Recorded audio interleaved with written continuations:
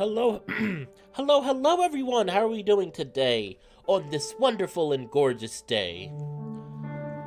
Sorry about the little wait. I wanted to make sure I had to run to the bathroom. I don't want to leave for anything for the rest of the stream. How are we doing? How are we doing today?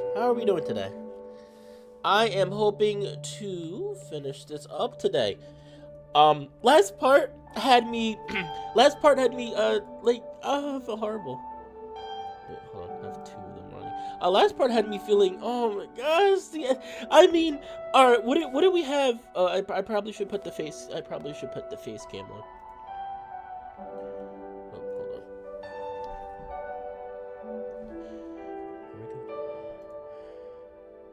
Wait, hold on. Alright, hold on, give me 1 more second.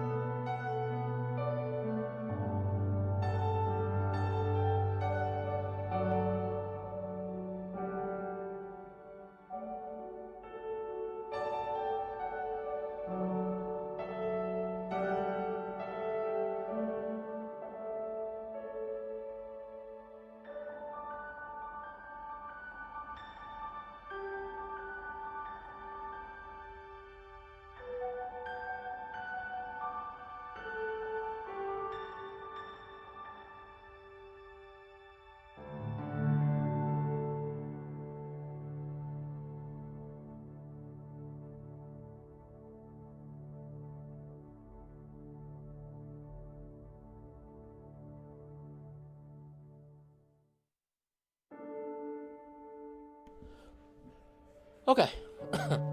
Alright, I think I fixed it. Okay.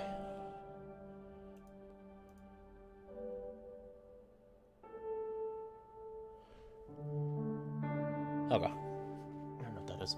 Okay, we're good. But yeah, last part, okay. Alright, so last part, what happened was, we finally overthrew Cato. For anybody who wants a very quick synopsis of what happened last part. We overthrew Cato. Cato died. We freed Amicus. Cassius is probably dead. Yeah.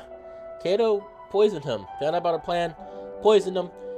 And the worst part is the MC died. I mean, we managed to get Amicus to get the killing blow, but Cato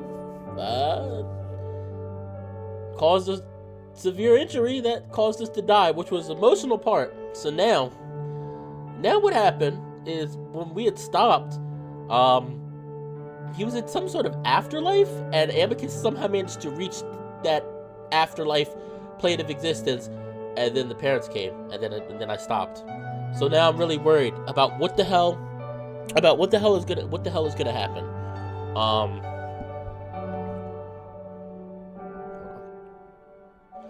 So I'm really wondering what is gonna happen.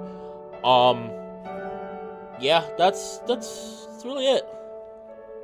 But with all that being said, we're gonna get right into things. I know it's starting a little late. I wanted to eat something first. I said 3, but I wanted to eat something first. So I started 3:30, and then I wanted to make sure everything was taken care of before I started, because I want to try to finish this today. I'm gonna try my hardest. It's not a guarantee. It's not a promise, but I am going to try to finish things today. Hopefully, we will manage to finish things today, though. I'm gonna try. All right. So with that being said, I hope everybody is having a beautiful day. It is very nice out. It is getting chilly. It's getting a little cold. So, everyone knows what that means. It is time for romance, because we're cool. I'm doing good, Eminem. It's finally my 2 days off, today and tomorrow, so I'm finally relieved to have off. I'm a little tired. I haven't been sleeping that well. I am supposed to be going to a doctor to figure out what's going on. I was going to one beforehand, but now I really am having trouble sleeping, so hopefully they can help me solve those problems. But anyway. load. Oh, and I also did a little bit of writing yesterday. I was working on I'm working on another short story involving one of my characters, one of the romantic interests for my story. I'm trying to push away from just writing one character, but like I have 3 right now. 2 of them are one romantic interest, and one is another romantic interest, and this is going to be the one that has the most. But I'm just in love with him. If you could make a visual novel with only one romance interest, I honestly would probably do that. But I don't really hear about that happening, and I don't want to just have one romantic interest. Well, I mean, Adastra does that. I don't know how to think about it. I really, because like I love the 2 male characters I'm making. I like the girl one too. It's just I'm struggling to come up with a good, compelling story for her. But I love my character is called Lorenzo so much. Like I love writing about him. I love writing his backstory. He has a very good backstory, I feel like. And his route is going to be I'm trying to go for his route to feel more like a noir setting. It's kind of like a noir crime drama, somewhat like crime drama tone, and I think I'm doing pretty well with it. Somebody did mention yesterday, I showed them the short story I was working on, they said like, this feels like a noir, this feels like it's like a noir theme, and I was like, oh good, then I'm doing the right thing, that's what I want. So, but we're gonna get through.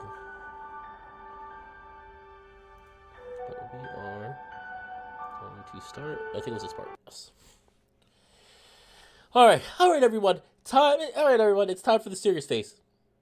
And the emotional face, because I'm ready. Alright, let us get started. Well, show yourself. Amicus barks at the emptiness, somehow remaining brave in the face of all these titanic presences. You cannot see us. His mouth moves on its own, mind suddenly becoming empty, seeming to blend with the space around them. Amicus looks down at the human in confusion. What? He stares back. We cannot speak directly to you, Mark, but we have other methods. Amicus' face morphs from confusion to horror. Gods, Mark! He gives the human a little shake. Hey! He can hear you. He is simply occupied at the moment. Amicus bares his teeth and he begins to shake. He's not sure if it's from anger or fear. Likely both. If you don't stop. There is no need to threaten. All is as it should be.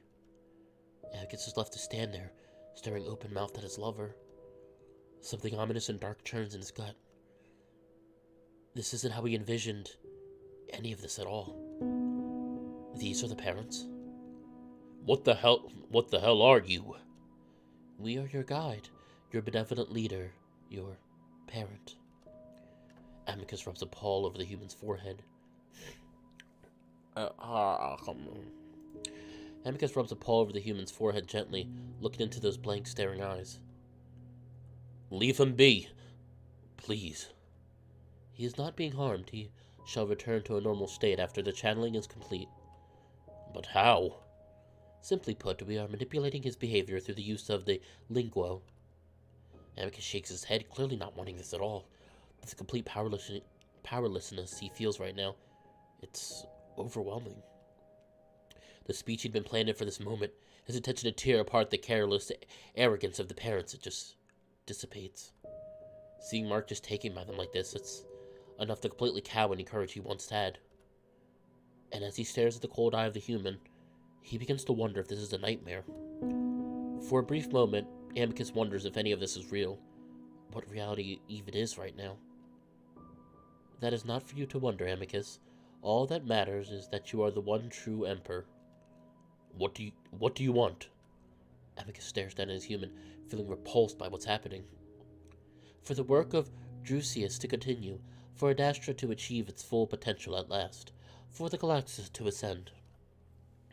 Amicus shakes his head, trying to focus, trying not to focus on the robotic tone of Mark's voice, on the strange way his jaw moves, forced to speak in the woven tongue. I intend to do so, but please let the human go and heal him, please. He didn't ask for any of this. The human is also involved, Amicus. But I involved him. It was meant to be. What? Amicus isn't sure if it's his own mind or the mind of another that brings back the memory of when he opened the archives, how Earth had how Earth had been near the top of the list of profiled planets.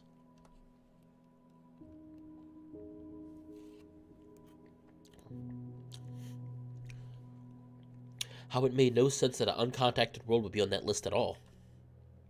But now it does make sense, but at the same time, even less sense. I'm not liking this. I'm not liking this. It's not the writing per se that I'm not liking. I'm not liking this. For people that are supposedly trying to keep out of the affairs of the galaxy to an extent, these godlike beings are very quick to rush to control things. This makes me feel some sort of way. So are you telling me that Amicus and the MC met up because the parents willed it so? They said, hey, we're gonna subtly nudge them to meet each other. I don't like this. I don't like the parents. I don't trust them. I do not trust them at all. I do not trust them. And I know there's a sequel out right now. I don't know how far the sequel's gotten, but I wonder if they're going to discuss this, because I feel like the parents, or something's going to happen with the parents. Amicus shakes his head, still reeling at the situation he's in, feeling that he's teetering on the edge of madness.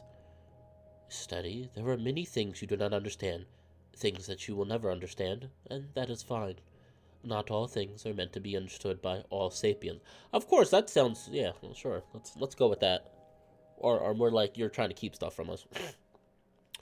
But you at least understand that the humans are not uncontacted, are they? Amicus says nothing, knowing that his mind is being read. Somehow woven culture is there. So is Chemian culture, Hindu culture. All sibling cultures. The parents go silent, and Amicus is left to stare at the puppet his lover has been turned into. Amicus grits his teeth. Why? Because they were an experimental microorganism, now a successful one, and it is time for them to be integrated into the Galaxius. Another moment of silence. And you want me to help do this? No, your mission is to help unite the siblings. The first step is Chemia. That was already my intention. That is questionable. The situation is perilous. Chemia is furious after what has happened. You need more guidance, thus why you are here. Amicus snarls. I'm here for him! Amicus nods at Mark, at the sapient creature being used as a mouthpiece. You are here for the Galaxius, and as the Emperor, you now have the owns to know all this information, as your father knew, as his father knew, and so on. Amicus grits his teeth again, trying to comprehend what's being told to him, despite being completely disturbed by what's happening to Mark. Have you wanted galactic integration, then why have we been competing with each other? This was assumed by the siblings themselves. Competition was never the goal. Then why not tell us that? You're supposed to be our guide! The process is slow and careful. Interference is a last resort. I doubt that. This very communication is a last resort as the siblings and children stray further and further from the path every day, and not just the wolves. It has taken 20,000 years to reach this point, and that time cannot be wasted. Then why are you telling only me this, and not all sapiens in the Galaxius? Amicus glares at the face of the human again, stroking the face gently, hating the blank stare he's receiving. As was stated, minimal interference will result in the best outcome. Only select figures are being informed at this stage. A Galaxius developed independent of interference will better serve the greater cause as a whole. The greater cause? The stars and planets shift around them, zooming forward, and for a moment, Amicus feels as though he might be sick. Something dark looms on the edge of the universe, growing slowly, leeching the parts that it touches. Why am I getting Mass Effect vibes? Wait. I'm getting Mass Effect vibes now.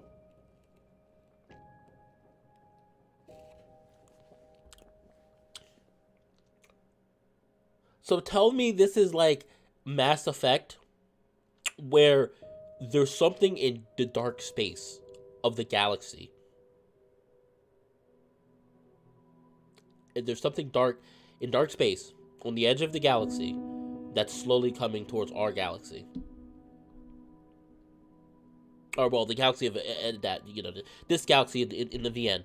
And the parents are trying to get them to all come together. Of course, that's a noble cause if that's what it is, but the means to do that is... I'm not liking the parents. The other approaches, and it must be confronted. At this point, Amicus feels unease pierce through his fog of confusion and anger. What other? Are we preparing for war against something? We must prepare for an event many millennia from now. This is one step of many.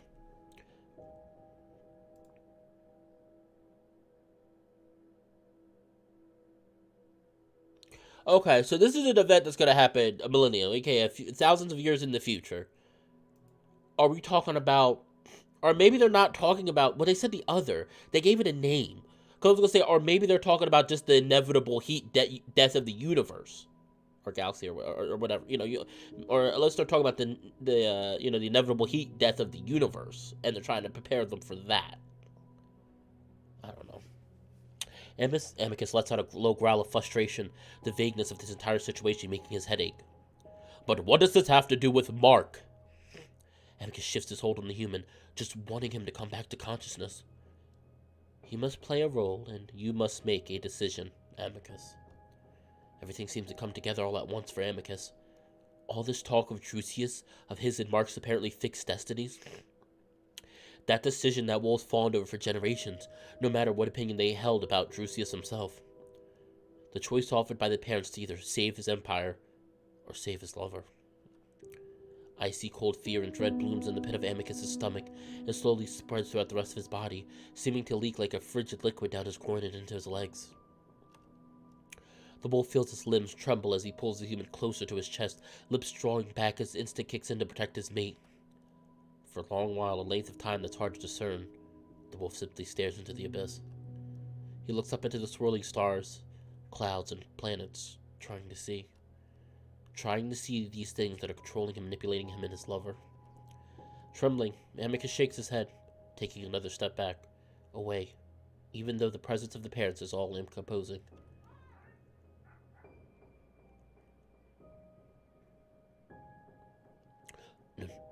No. Amicus' jaw clutches, hating himself for sounding so weak and afraid. Remembering who he is, the wolf squares his shoulders, glaring up into space. No, I won't make such a decision. For once, the unseen place in which the parents reside is silent, but clearly observant. Amicus can feel the prickle of their all-seeing eyes on the nape of his neck. You hear me? I won't do it. I'll stay here forever if I have to. You can't involve us in this foolishness. Mark suddenly shifts in his grasp, his head turning awkwardly, leaning up in a strange way that seems unnatural, as if pulled up by strings. Amicus flinches back, feeling a chill run up his spine as he tried to stop himself from dropping the human he knows so well. Foolishness? Mark stares at him with an expression that Amicus had never seen him make before. It's cold and almost dismissive, an expression Amicus has never seen him make before. How does this situation, in which the lives of 1 trillion sapiens teeter on the brink of annihilation, call for such childish statements? Tell us, in what universe would attempts to avoid such a catastrophic outcome be considered foolishness? The human slowly tilts his head in an unnatural way, leaning in closer to the wolf, and Amicus gasps, setting a large paw against Mark's face, trying to stop the strange inhuman movements. Stop that! Don't hurt him! The human holds the position for a moment, then seems to slowly relax back into the wolf's arms. Amicus feels his heart pounding in his chest. He'd provoked, well, not even anger from the parents, maybe just annoyance, yet the experience had been terrifying. Seeing Mark twist and contort in such a way was unnerving, sure, but the parents had meant to do it, and the wolf is beginning to realize why they're using Mark as a puppet. Anger and fear battle for control over the wolf, before the later finally wins out, remembering what type of decision he might have to make. Please, there must be another way. I can't choose between these two things. There's a pause in the air, and Amicus feels his knees about to give out, preparing to throw himself at the imaginary feet of these monolithic beings. He'd beg until the end of time. Woven pride be damned. What decision do you speak of? Amicus glances up again at the stars. The the the decision presented to Cassius, the one decided for him by Maria 10 millennia ago. Oh, that's a good point. Tendo just made a good point. Hold on.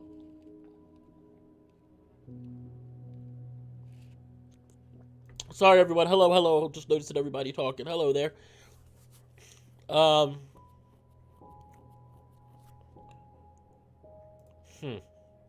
That's a good point. Tendo just said. Tendo said, would the parents be able to control him if he didn't have the linguo? I don't know. That's I don't know. I feel like they still would. Maybe. I kind of feel like they still would, but that is a good theory to. A good theory to talk about.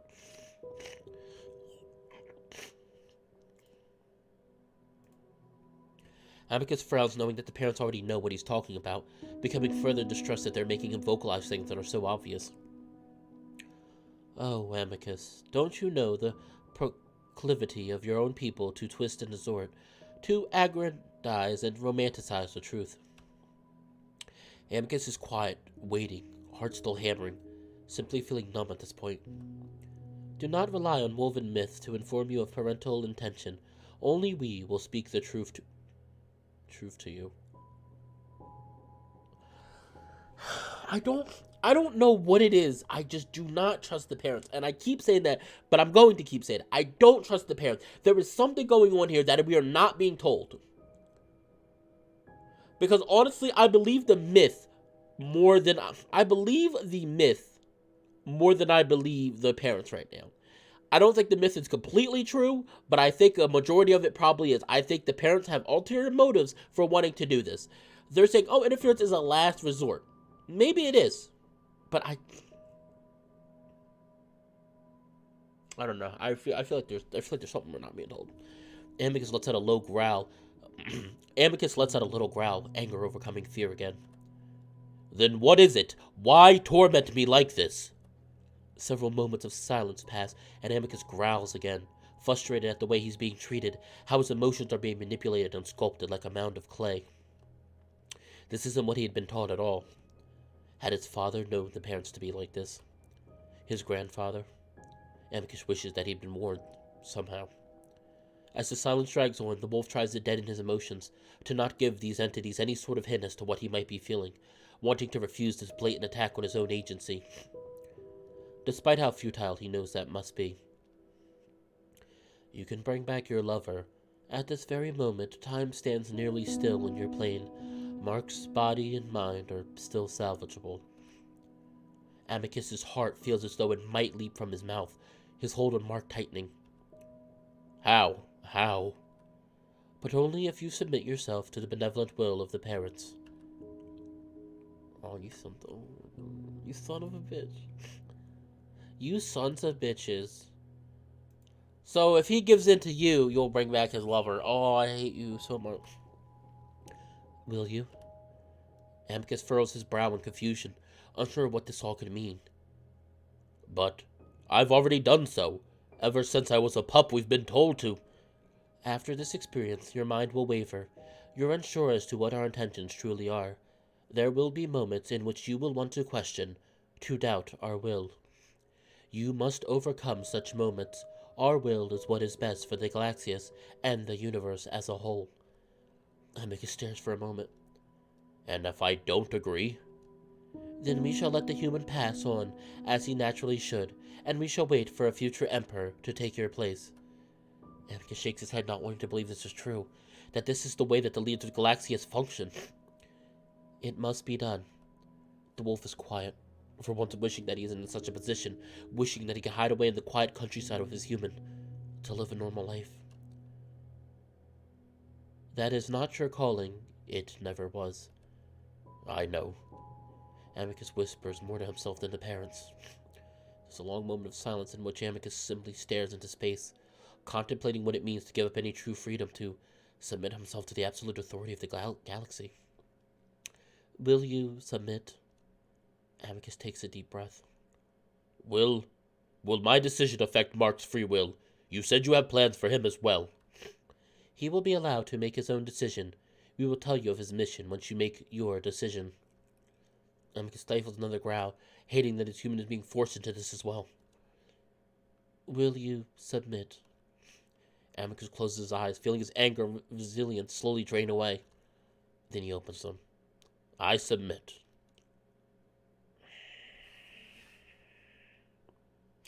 Oh my gosh, he's back! Oh, he's back! I feel mixed feelings right now, cause I'm definitely saying that. I feel mixed feelings right now because I'm happy that he's back, but it's like the parents are. I just something's gonna happen.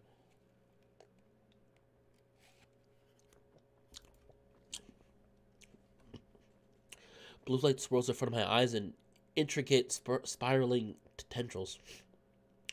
It's beautiful, and as I begin to focus, I see a blurry gray shape in the middle of it all. Even before I'm fully able to see him, I know it's my wolf. I smile and reach up, cupping at the warm, furry form. At some point along this little journey, I stopped caring about whether the things I see are real or not. I'm just happy that I'm seeing him. He smiles down at me. Hey. Hey. I lie quietly in his arms for a while. I'm gonna turn the volume up just a little bit. I don't want it to be too loud, but I want it to be loud enough. Options.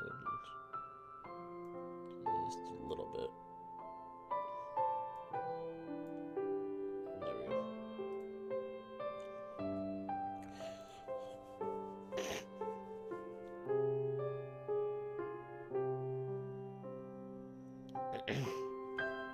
I lie quietly in his arms for a while, just enjoying the comforting blue glow. I'm reminded of when I first met Amicus, when our ship stalled out in a blue dust cloud, when he'd finally revealed to me his botched plan. That feels so distant now, like it was years ago rather than just months. This is... that, like I said, the biggest complaint so far I have... We'll talk about it at the end. I take a deep breath and somehow something about it feels strange, almost like something mechanical is moving in my neck. I reach up, touching my fingers to my throat, and for a moment they brush against something that feels like a thin line of flesh. But Amicus reaches down to move my hand away, pressing it to my chest instead. You're alright. You're going to be fine now. What? That's when I also realized that my voice sounds strange. Still sounds like me, but there's something slightly off about it. Like it's a little higher. Maybe even just a little robotic. I frown. Amicus presses against my chest firmly, comfortingly. It's okay. I know it might feel a bit strange, but you won't even notice it after a few days. What is he talking about? Again, I lay quietly in his arms as I gather my thoughts. The fight, the dagger, the darkness, the parents, then... I look up at Amicus in question. What happened? I try to ignore the strange, soundless, mechanical clicking feeling in my throat, while also trying to get used to my voice. It's like hearing myself in a recording, just not quite right. Amicus chuckles, sounding exhausted, relieved, and maybe even a little sad at the same time. Quite a bit happened, Mark. But the parents, I thought they wanted us to meet them. Amicus' gentle smile wavers for a moment. Well, they did. I met them. What? I don't remember. I rack my memory, but nothing comes to mind. You lost consciousness when it happened. I frown at that, wondering why that would happen, but Amicus doesn't offer an explanation. I look down at my chest, and instead of the coating of blood I expect to see, I'm clean and bare, aside from a few small wet spots on my chest. I suppose Amicus had been a bit more emotional before I'd woken up. I look back at him, then press my face against his body, and he responds by hugging me close to his chest for a moment. So, it's over? They decided to bring me back? My voice is muffled against his fur. My strange, not quite right voice. Amicus loosens his hold on me, allowing me to look back up at his face. Yes, it's over. The tension that I held in my chest ever since I arrived, ever since being abducted by my bedroom in Italy, all releases slowly. For once, I feel light and free, and I sag in the wolf's arms, sighing deeply. Even now, I'm starting to get used to the new feelings in my throat. I love you. I love you too. I smile up at him, and despite everything being over, I can't help but notice that he seems a bit sad, too. I rest a hand against his chest. You alright? Amicus laughs loudly, shaking my entire body. Aside from nearly losing everything I hold dear, I suppose I'm alright, yes. I try to sit up, but Amicus keeps me reclined gently but firmly. You sure? You seem upset. The big wolf sighs deeply, and I feel his torso puff out against my side and shoulder. There are things I must tell you, but later. It's not important right now. The tension that had been so mercifully loosened in my chest suddenly appears again, however in a much smaller way. I want to ask more, but for now I just want to rest. Well, as long as I'm not going to pass out and wake up completely confused again, I feel like that's all I've been doing the past month. Amicus huffs in amusement. Yes, you do have a knack for such things. We go quiet again, and it's a nice kind of quiet. We're both just basking in the peaceful aftermath of our months-long struggle. After a while, though, my wolf meets my eyes again. Mark, do better. Even if it was part of the parents' plan, it doesn't make it right. And I'm sorry. Plan? Amicus lets out a small, tired laugh, shaking his head. Again, I'll tell you later. Let's just be together for now. I nod in agreement, ignoring the clicks in my neck, clinging to my wolf, happy to be in this quiet little corner of the universe, undisturbed by politics, mad emperors, or monolithic space entities. I don't like this. I want to know what the plan is, because I'm like, no, if this is bad, I want to know what the plan is. The following days are strange, to say the least. After what happened in the amphitheater, the wolven population is seemingly taking great interest in me. I guess I'm sort of a celebrity at this point. I got my first taste of this while lounging in the dining room, only half paying attention to the screens when I realized that it's a reenactment of the trial by combat between Amicus and Cato. My character, betrayed by a small wolf wearing a rather uncanny human mask, jumps in at the last second to plunge the dagger into Cato's back. He's then stabbed directly in the throat by Cato, instead of slashed, and stands for several seconds clutching his neck while Amicus tears out Cato's throat, then arrives just in time to catch me as he swoons back. I have to stop watching at this point. The memories of what happened too fresh and traumatizing for me to see played out, even if it's terribly acted out. While I suppose it's nice to be liked by the general population, I can't help but feel it's for the wrong reasons. I'm definitely being betrayed as a noble savage of sorts, so in love with my master that I broke the rules to save him, or I just didn't understand the rules well enough to abide by them. Either way, it makes me feel kind of uncomfortable. Meanwhile, Amicus is kept busy, of course. The quiet moment I've had with him in the archives is actually the last really long moment alone I've had with him since. Almost immediately after, Amicus is whisked away to various ceremonies and meetings as everything becomes official. Amicus is the Emperor now. He seems to be taking to it rather well, especially after the incredibly stressful events preceding it. His personality has always been silly and a bit immature, but after taking the throne, he's taken on a persona of a cool, calm leader. It's a side of him that I've seen occasional flashes of, and while I'm happy to see him fitting the role so well, I can't help but feel a bit sad that he has to quash that playful, outgoing side of himself. I suppose it's one of those parts of having to grow up. Try to stay out of his way for now, knowing he has so much to do. But on the second day after the trial, I'm told by Com that Amicus wants to speak with me. I open the door and immediately hear Virginia's voice, raised slightly in annoyance. No, Lux is the city in desperate need of funds right now. Lux is doing very well. Lex is doing very well. Well, I'm sorry, but the names are rather similar, are they not? I meant Lux anyway. Even if you meant it that way, I can guarantee you the Tremorverts won't be pleased hearing you mistakenly refer to which city they are from. All right, calm down. I'll be sure to remember that, and don't yell at me in front of the Tremorverts, please. You'll only give my critics more weaponry if I'm seen allowing my own sister to treat me in such a way. All the more reason not to make mistakes, then. The two seem to realize that I'm there finally and cease their argument. Mark, we were just finishing our conversation. Were we? I'm going to drill you on all of this again on our flight to the city. Virginia makes her way past me, pausing to rest a paw on my shoulder. Maybe I should put you in charge of my brother's studies. At least he listens to you. The she-wolf rolls her eyes before disappearing through the door, leaving us in silence so that Amicus' big heavy sigh seems to resonate through the entire room. God, she's relentless. Isn't that a good thing? I suppose, but it doesn't make it any easier to deal with. Amicus is walking toward Amicus is walking toward me and immediately takes me up into a deep hug, followed by a kiss.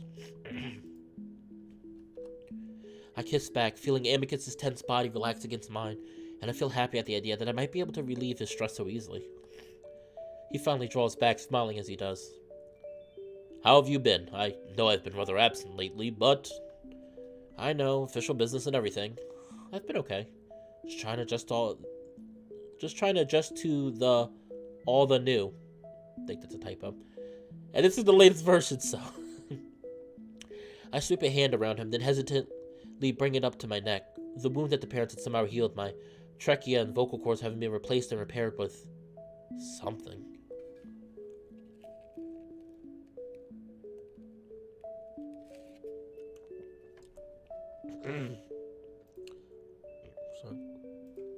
I try not to think about it, and I've gotten used to it for the most part. Well, I hope you've been adjusting smoothly, then. Amicus brushes a paw through my hair, looking me over. What was it you wanted to talk about? Amicus pulls his paw back, and the look on his face starts to worry me. Is it about what happened with the parents? At this point in time, I know that something involving me happened while I'd been unconscious. For whatever reason, I've been kept unaware of the conversation that happened between Amicus and the parents. Amicus nods, rubbing an arm awkwardly. Yes, it's rather complicated, so it may take a moment for me to explain it all. The wolf guides me to the sofa, and we sit side by side as Amicus drapes an arm around my shoulder. Over the next few minutes, he tells me of the deal he made with the parents, that he'd submit himself to their will, if only to bring me back to life. It's a slimmer decision that I had to make, and I shake my head. I don't like that. Why are they doing this to us? Amicus shrugs loosely against me, shaking his head as well. I honestly don't know, but I can tell you that my view of them has changed quite a bit since what happened. So what, now you have to do whatever they say or something bad happens to me? Again, my hand drifts up to my neck, wondering if there's something more to the mechanics in my throat. That's what I was wondering, because he said his voice sounds a little different. It doesn't seem like they healed it normally. It seemed like if they're so powerful, why would they use... It seemed like they used like some kind of machinery to heal it. And I'm like, why, if you're gods, why would you use like machinery to heal it when you could just easily... If you're gods, you could just heal it. Or, you know, godlike beings. An irrational part of my mind wonders that maybe there's some sort of self-destruct mechanism built into it. Oh, don't say that! Oh, MC, please don't say that! You just came back! Oh, Mark, please don't say that! I don't want you to die again. I shudder at the thought of my throat suddenly exploding. I doubt that, but I feel that maybe they would make it difficult for us to stay together if I did. Our meeting together was planned by the parents. This was something I sort of assumed on my own, but I'd still bristle nonetheless. See, they're using our love against us. This is just fucked up. Amicus just nods quietly, but draws me closer with his arm around my shoulders. So they just draw us together? I was like the most compatible human to you, so now they can make sure we do as we're told so we can stay together? Again, Amicus is quiet, just holding me. I don't like this. Neither do I. Neither do I.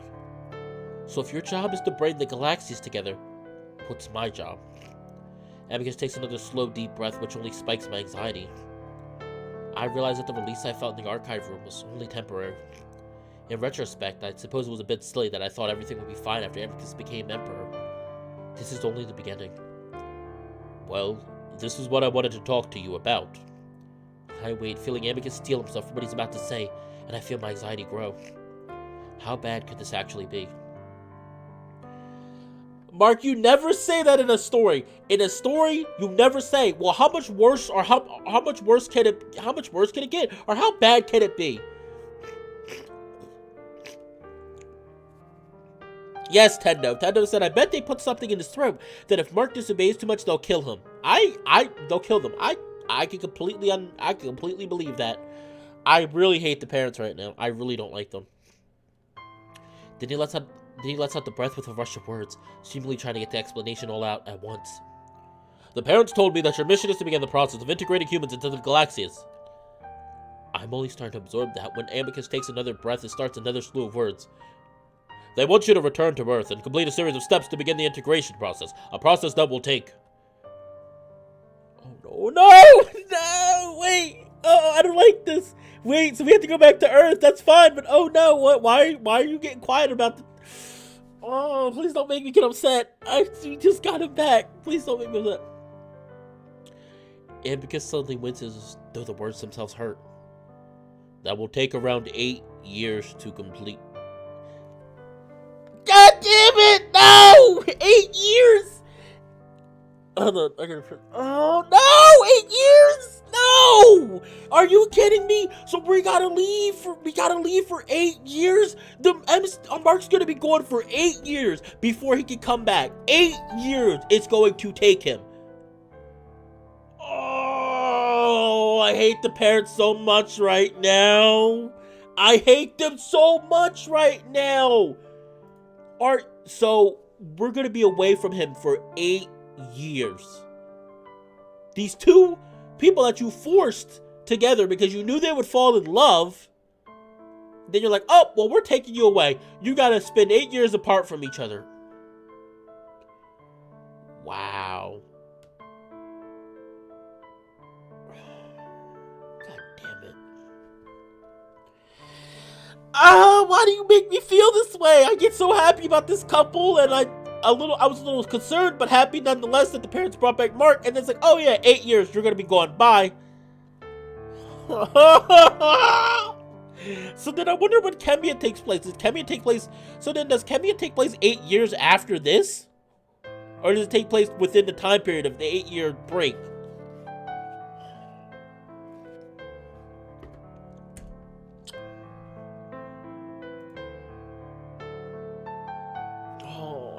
I hate this so much. I hate this so much right now. The last bit takes the longest for me to comprehend. 8 years? 8 years? Like I'll have to go for 8 years and do a bunch of crap to bring my plane into the Galaxias? Amicus nods and I see the deep sadness on his face. This explains why I wasn't exactly happy after we escaped the parental dimension. I find myself at a loss for words, even though there's so much I wanted to ask. Amicus tries to fill the silence. You can I don't consider that a spoiler. Tendo, you can tell me how long does Kemia take place in between after the end of Adastra? That's not a spoiler. If you just tell me the year, don't tell me anything else. You can just tell me how does it take place in between the break? Does it take place in between the 8-year gap, or is it like right after the 8-year gap? Because, I mean, the only thing it tells me is if the MC is going to really show up. Well, I mean, he still might show up. It really just tells me if the MC is going to show up in, Kemia. The sequel. Amicus tries to fill the silence. Your planet won't be conquered or anything. Rather, you're already on a sibling-like level. You're unique in that you aren't exactly a sibling species, but you won't be under the control of another civilization. If that makes sense. Aside from the parents, of course. That's a relief, I suppose. Though the more I learn about the parents, the more I'm unsure about any of this. While I'd once worried about the wolves invading Earth, I'm not sure I'd want the parents to be doing the same. The way we're being used like this, like we're just a pair of tools. It makes my skin crawl. In the 8 years, will I be able to see you? No, we're not. Takes place closer to the beginning, very close actually. Oh, okay. So I get the feeling with the sequel, we probably are not going to really see the MC. It's probably just going to be more focused on. We'll probably get little background details. Like they'll probably talk about him. But they probably won't actually show the MC. Which I don't blame them, because even in this, they don't really show you what the MC looks like. You get brief little glimpses from the art of what the MC looks like, but you don't really see exactly what they look like. And I'm guessing it's more because they want you to self-insert yourself into that role, which is fine. I mean, hell, look at Half-Life. Half-Life is weird, though, in the sense that Half-Life, Gordon Freeman, the main character of the series, except for Alex, the new one that came out, Alex, he has a set look. It's just when you play the game, though, he doesn't talk at all, and it's all first person. I still love that game, and I still think it does that right, where you're a somewhat nameless protagonist. That's one of the few games I think does right. Half-Life series does it right, but the rest of them, I'm so upset right now, though. So 8 years, they're going to be away from each other. Because 8 years. That is a killer. Not like a year or 2 or 3 or 4, even 4 years. You know, like, that's somewhat understandable. That's how, like, you know, like, people in the military, they have to deal with that. Like, up to, like, I think almost, I don't know how long a tour is, but I would say, like, 4 years at the most. They have to be away from each other before they come back for good. And it's like, oh yeah, 8 years you have to be away from each other. And this is completely different in the sense of, this is on another side of the galaxy.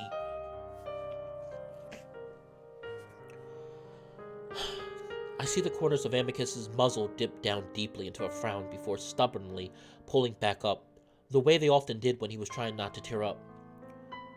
No, but I discussed with them those supplements that we take to extend our lifespans. Hold on. You'll be able to take them to make those 8 years seem more negligible. The way Amicus is talking, fast-paced and upbeat, tells me that he's trying to make this sound like it isn't a huge deal at all. But it is. 8 years. The arm around my shoulder brings me into a full-on hug now, pressing my face against his chest. I know, it seems like a long time, and it is. But after that, we'll be free. Amicus's voice is strained like there's a heavy weight on his chest. We both know we won't. And I'm gonna have to do all of that alone? Couldn't you come help me? Now I sound like a child. I can see Amicus's eyes glistening, but he stubbornly continues to smile. You won't need my help. You're fully capable on your own. Besides, we'll see each other again as soon as your series of planned steps are completed. Over the course of 8 years. And once we reach that point, we'll be able to finally relax and... But will we? I'm still trying to absorb the idea of a years-long mission. A mission that involves introducing all of Earth to the idea of sapient life beyond our planet. I mean, I don't really feel like that'd be too hard to relate to people. I think it would be more harder to relate to them simply because all of the other sapient life in a supposed galaxy is furries. But because like a lot of people nowadays believe that there's sapient life in our galaxy universe besides us, and I'm one of those people. I firmly believe that. Where are they at? I don't know. Do they look like this? Probably not. They probably look more akin to... Probably look less akin to, like, you know, Earth animals and more akin to something that, like, is really hard for us to comprehend. Hell, there's probably life forms that are just, like, energy beings, that are just there's probably aliens that are completely just made of energy, just pure energy beings. I do... Oh, wait, Earth isn't in the galaxy. I keep saying, oh, this is straight... Oh, this is universe. Okay. I guess you're not wrong, Tendo. Tendo said if humans saw them coming, they'd be shot out of the sky so fast. I mean, I wouldn't really be surprised if part of the reason why we still haven't seen aliens yet is because aliens just watch our species and just laugh at us. They're like, look at these foolish humans just beating up each other for food. Even though they have an overabundance of food that's more than enough to feed everybody in the world. On their planet. That kind of stuff. I firmly believe the aliens probably watching just laughing like, look at these fools. Look at these idiots. I tell you what. That idea is harrowing enough, but after being strung along by the parents like this, I have to wonder. It seems like after we accomplish every step, there's a bigger one right after. I feel my heart pick up, but rather than becoming angry, I'm feeling kind of desperate. How much more are they going to ask from us? This whole thing is just puppeteering. We're not in control of anything at all. Mark? Amicus reached out to me as I stand up. Please, I know this is hard. I've been trying to figure out a way not to drag you into this, but the parents seem intent. This isn't fair, though. We paid our dues. I fucking died! Again, I sound like a little kid. I can't help myself. This really isn't fair at all. I didn't ask for any of this. I would make a meme joke, but I'm not going to make a meme joke, but... You guys know where I'm coming from if I didn't ask for any of this. That's actually one of my favorite games, by the way. Deus Ex Human Revolution, not the other one. Mankind Divided wasn't that good. Human Revolution, though, is one of my favorite video games of all time. I love Human... If you haven't played it. Deus Ex Human Revolution is a prequel to the Deus Ex series, but you don't have to play those to understand the game, because I played that one first, actually, and I didn't play the other ones, and I understood the story completely. It usually goes on sale a lot on Steam, so... Originally, I had Amicus to blame. He was the one that brought me here in the first place. Now, though, knowing that everything was planned and orchestrated by the parents, I feel powerless, like I didn't have any choice from the very beginning. I don't even have a say in this. But you do. I haven't gotten to that part yet. Amicus has his paws raised, and I can see that he's still trying to hold back tears. I want to lash out at something, but I know this isn't his fault, especially now. So I try to calm myself, taking a few deep breaths and swallowing hard. They told me that you could make a decision, just as I made mine. I'm quiet for a moment, still breathing heavily. You can choose not to accept the mission. They will not force you to do it. We have around 9 months before the mission begins. I stare at the wolf, letting those words sink in. And if I don't accept, what are the consequences? That deep frown returns to Amicus' face.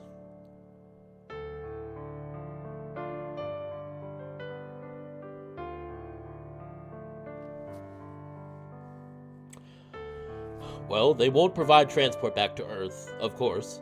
I'll likely be able to set it up for you now, but considering that the integration will be delayed, I would be disallowed from returning to see you. More manipulation.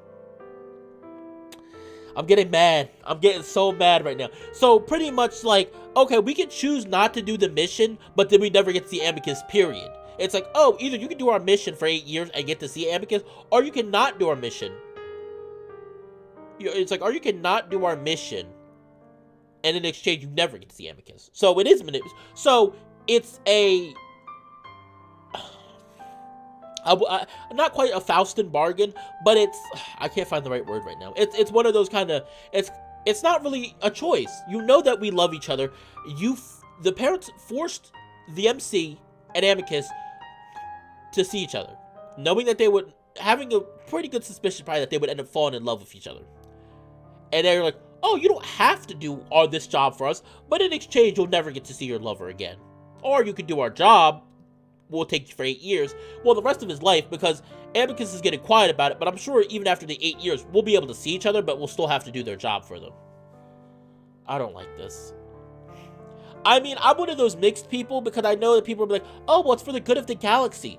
But you have to think, how long is the galaxy going to be together when they're being manipulated? A lot of that is you have to think about. Yes, this is great for the galaxy, and I am a firm hope that one day the world, at least our planet, will come together and everybody will get along. There'll be no more issues about, no more issues about people choosing their own genders, or people, choosing their own genders, or people's sexuality, that kind of stuff, or, especially people's race. That's a big one right now. Well, that's always been a big one, but, there won't be issues like that. But you also but you want it to come naturally. Because if something like that comes unnaturally, as hard as it is to say, if something like that comes unnaturally, it's like a very low support. And something like this is a very low support. If they would come together more naturally, it's one thing, but the fact that they're doing this manipulatively, it's very easy for that support for this peace, for the support that keeps the piece together to fall apart very easily. I don't know. I feel like there's something off about the parents.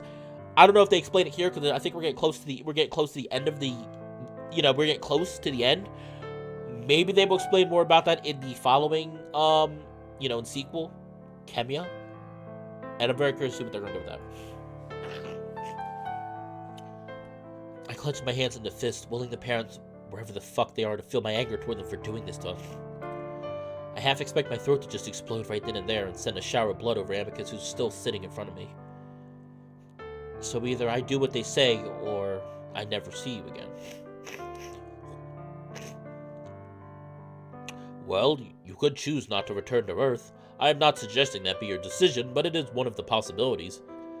I look away, never having been so unsure what to do in my life. I don't feel like it'll be that easy. I don't know why. I don't feel like their parents would just let us stay here. I feel like because they said no integration, so I feel like something would happen. I don't feel like they would just let us go back. Sorry, I'm not go back. I don't feel like they would just let us stay here. There's something about I don't know. I don't feel like they let us stay. This all feels so wrong. I'd always felt wrong about the parents, but I never suspected this. I need to go think about this. I'm starting to turn away when Amicus abruptly stands up. I think he's going to come after me, maybe wrap me up in another hug.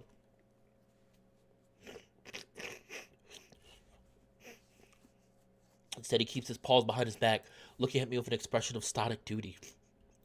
All right, I'll be heading out to the city for part of the day to visit with a Trumvivert, and whatever you choose, Mark, I will fully support you. It takes me a moment to realize that Amicus is using his official face right now, and it's strange to have him use it on me. Even though I know he's doing it to make things easier for me, to not sway my decision based on his emotions. I hate that he has to do it. I shake my head and turn away, walking out of the room even if I hear Amicus make a strangled noise as he cuts himself off and holds back from saying whatever he was going to say. I walk briskly through the hallways trying to gather my thoughts. I just want to spend time with Amicus, go back to Earth, see my family, come back to Adastra. But no, these parents are meddling with my life, seemingly rendering every choice I make meaningless. If they can do all and see all, why are they messing with me and Amicus like this? I feel another hot flash of anger toward them as I turn a corner and run smack into something soft, furry, and white. Oof, what in the name of the gods? It takes me a moment to recognize the voice, probably because of how disorientated I am from running into him. Sorry, Cassius. Cassius is alive?! Oh my gosh, he's alive! Like I said, he was kind of a dick, but he wasn't a dick that I wanted dead. He wasn't that bad. Oh, he's alive! I'm so happy. Oh, so nobody freaking died. Well, no, nobody. Well, we did, but we came back. But oh my goodness! Wow, so he's still around. That's a relief. I'm actually happy to see Cassius. Let me see. I finally focus on the indigent wolf as he angrily moves down his fur. Watch where you're going. You could have knocked me to the floor. You know what a catastrophe that could result in. Despite his outrage, I'm actually kind of happy to see Cassius back to his old self. Just 2 days ago, he's bedridden, though recovering. Combination of Virginia inducing him to vomit and a quick delivery of an antidote left Cassius in a position to fully recover. Hello to you too, Cass. Cassius fixed me with a narrow-eyed glare. Since when did I give you permission to use my shortened name, human? I shrugged, simply adjusting my robe after having it disheveled from the collision. How are you feeling? Changing the subject, I see. Well, never mind. I'm feeling fine, thank you. I can at least eat solid foods now without retaching, though I doubt I'll ever be able to drink wine again without doing so. I'm sorry to hear that. I'm sure you are. I shake my head, wondering why the wolf has to be so sour all the time. Maybe it's a side effect of always being second in line for everything. I see something similar in Nephro. They just go about handling it differently. Maybe it's also because of his illness, always seen as weak and needing help, and he reacted by being a dick. Then again, it could just be because he is a dick. So, what are your plans now that I abdicated the throne and I'm leaving in disgrace? You're not leaving in disgrace. I think the people are going to be really... I'm already being made fun of for being one of the shortest-serving emperors in the history of the empire. I'm the main topic in all of the comedies at the moment. Cassius takes in a deep breath, closing his eyes. Anyway, Mark, I wanted to thank you. Almost get whiplash from the sudden change in tone and topic. What?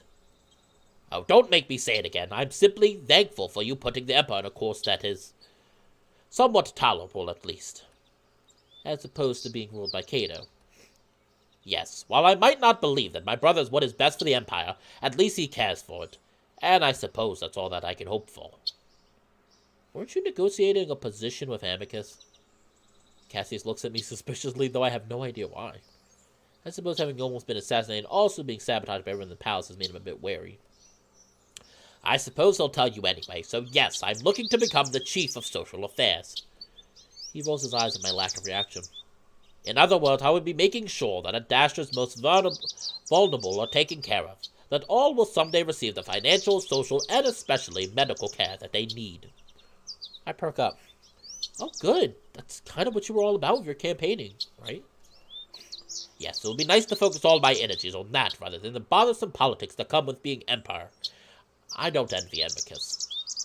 I feel like that's a good position for him. He really, as much as he's his dick, he really did seem like Cassius really did seem like he cared about the well-being of his planet, and I think that's the best job for him. He's basically working to make sure everybody has a decent life. I think that's good for him.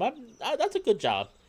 I think even nowadays that's a good job to have. It's one of those thankless jobs though. Like, it's a really important job, but nobody's gonna really recognize you for it, which is sad.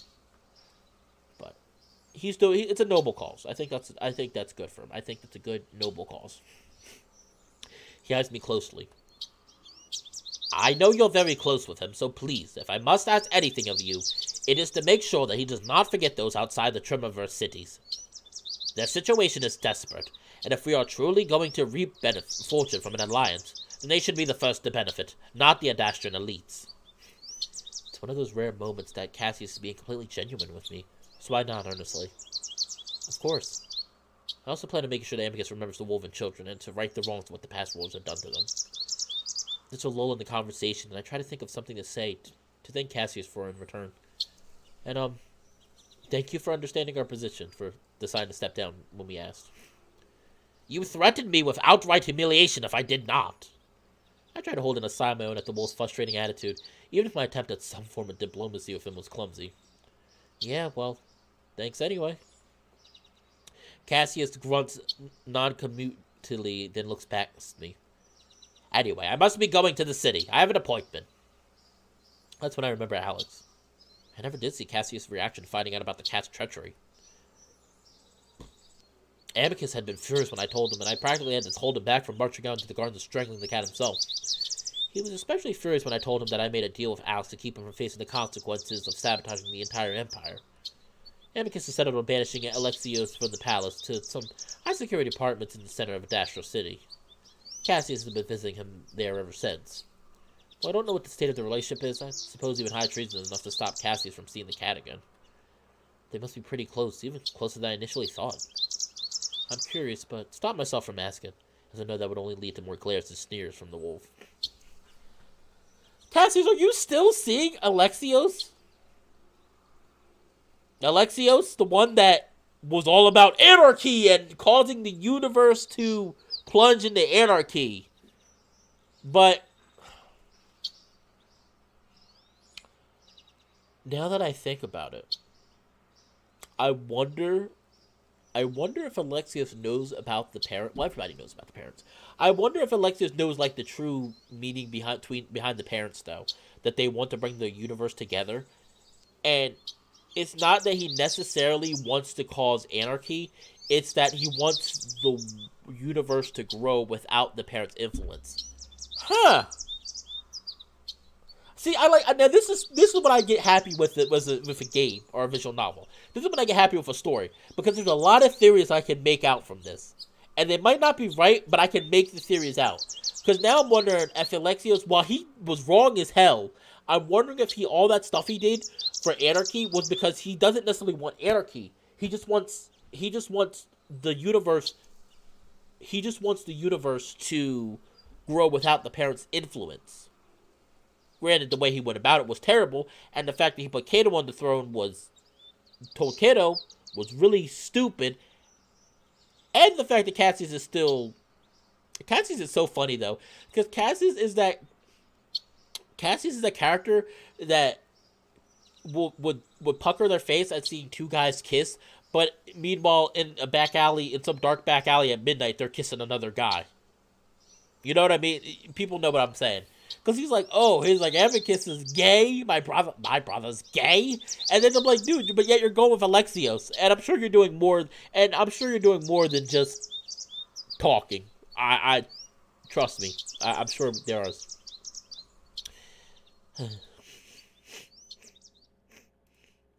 So instead I bow and step aside, a bit surprised when Cassius bows in return, even if it's mostly just a half-hearted nod. I watched the white wolf disappear out through the main entrance, and I waited a few moments before taking the same route out into the gardens. While the conversation with Cassius had distracted me for a bit, my mind wanders back to what Amicus had just told me. I can't stop the feeling of constriction that seemed to wrap around me, bound to the will of these supposedly all-knowing creatures. I sit for a while on a bench, contemplating everything while my hand absently caresses my repaired neck. Yeah, pretty much. Cassius is a hypocrite, pretty much. But I there's plenty of people like that in the real world right now, so I kind of understand that. I don't know if I would quite call Cassius a self-hating gay, but there is such a term called like self-hating gays. Well, self-hating anything really. You can put that for a lot of sexualities and genders. I'd pressed a bit harder against the skin a few times and didn't like the unfamiliar shapes and edges that I felt. I'd asked Amicus how the parents had done it, how they had the time to place the machinery in my neck and also make me start breathing again. But it turns out it's one of those parental tech things that no one really understands. It seemed to have happened instantaneously as I'd been It seemed to have happened instantaneously and as if I'd been whisked away somewhere else to have surgery before being placed back in the archive.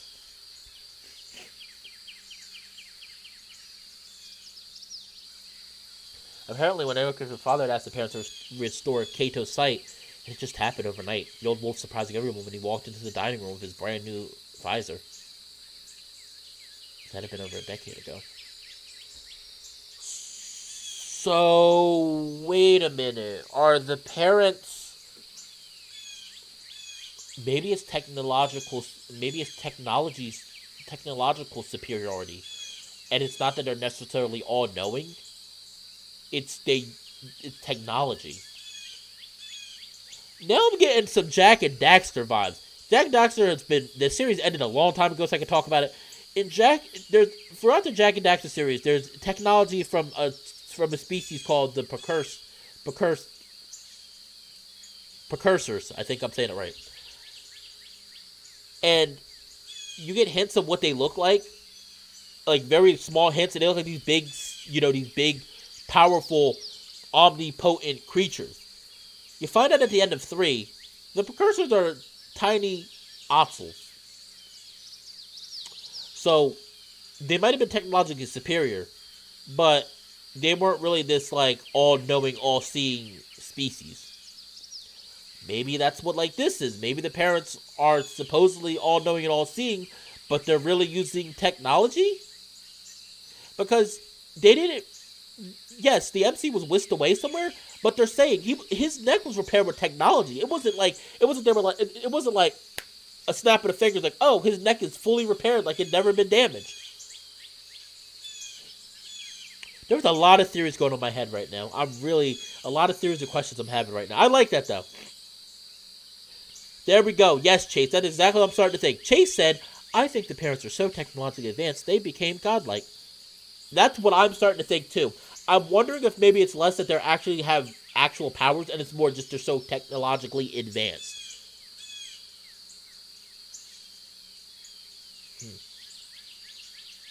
That's an interesting theory to think about. I still hate them, but that's interesting to think about. And that gets me wondering why the parents did that if they knew Cato would go on to do the things he did, yes. He blatantly got in the way of their plans. Why would they let him hold such an influential position in the Empire, let alone restore his vision? Interference is to be kept to a minimum, I can practically hear the monitor say.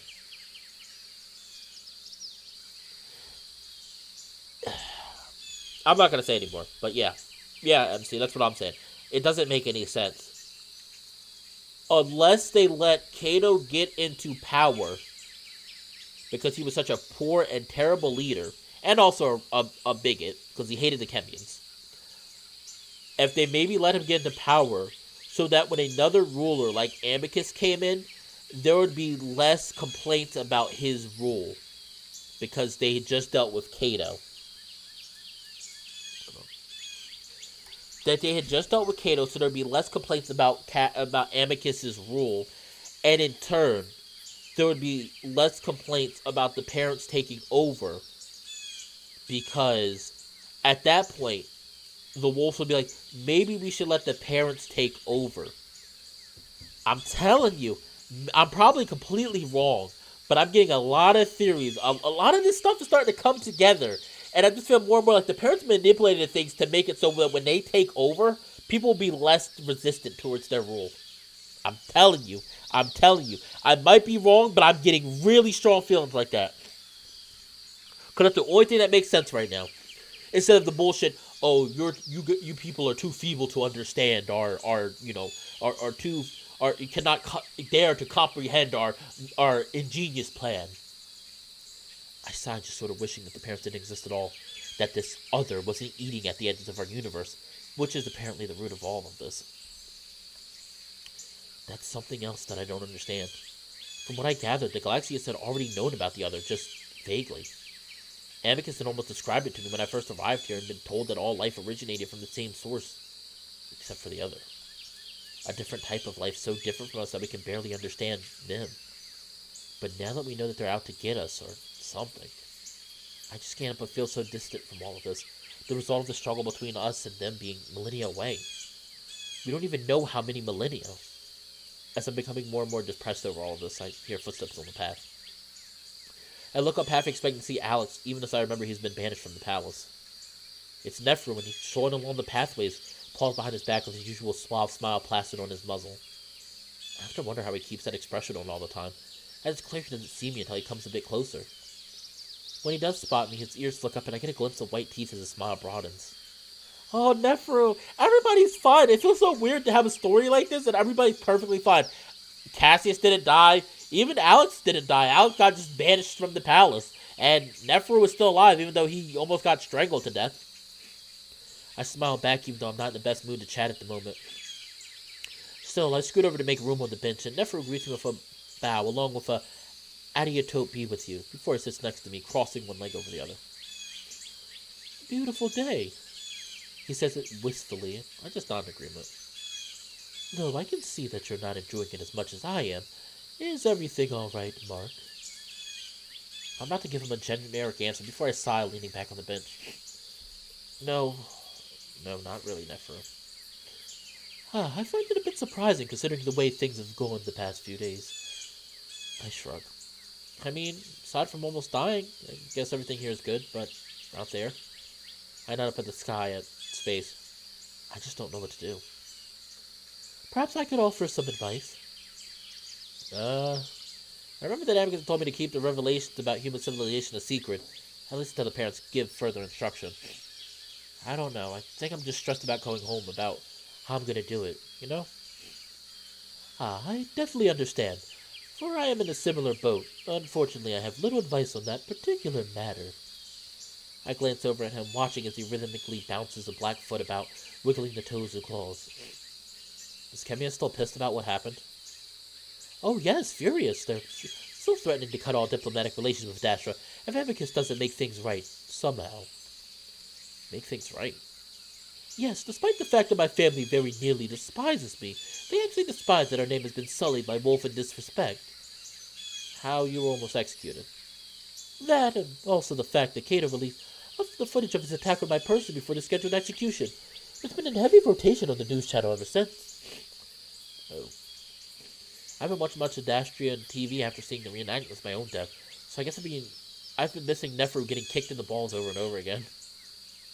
Well, you know, wolves, they just like any sort of drama. It's been spread across the entire Galaxias. I suppose seeing a Chemian in such a position is rather amusing to everyone, siblings and children alike. I look over at Nephro again, but his light, carefree demeanor contains us. He simply seems to be soaking in the scenery. Are you doing alright? Nephro looks at me then, smile becoming a bit warm. I am fine, Mark, but if I'm being truthful, I am embarrassed, but that's nothing new for me. I frown. I can count the number of times I've seen you embarrassed on one hand, Nephro. You're downright shameless. I smile to lighten the words, and Nephro just chuckles. You probably know by this point that I'm not often genuine. It comes with being a diplomat and the Pharaoh's son. There's a lull in the conversation. We both just watch the gardens, listening to the birds and watching the bees hover from flower to flower. That's when I'm reminded of something. So, what made the Chemians want to start an alliance? Isn't it pretty groundbreaking for siblings to work together? Like, isn't that against the purpose of the Galaxias? I play dumb like I already know it isn't. Nephro quirks an eyebrow at me. That's a surprising question. Well, to put it simply, we studied the earliest histories of the galaxies and came to the conclusion that it was never the intent of the parents for us to be competitors. If you don't know, the goal of a sibling race and its children is to achieve parental status. To do that, we must also be able to achieve intergalactic travel. We're slowly realizing this might not be possible without the cooperation of all sapient life in the galaxy. I nod in understanding. So it seems like the Chemians were already hip to this grand plan, either by actually figuring it out themselves or with help of their own parent. This makes me wonder if they might know more about the thing ruling on the edge of the universe.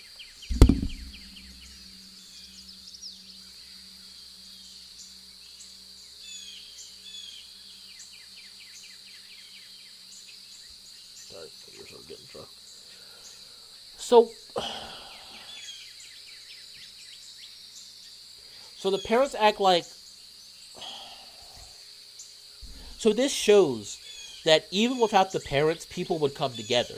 Because the Chemians are saying, oh, we started realizing that maybe our goal is meant for us to all sapient life to come together. This is a reminder that they don't really know much about the parents. They don't know that the parents' plan is for everyone to come together.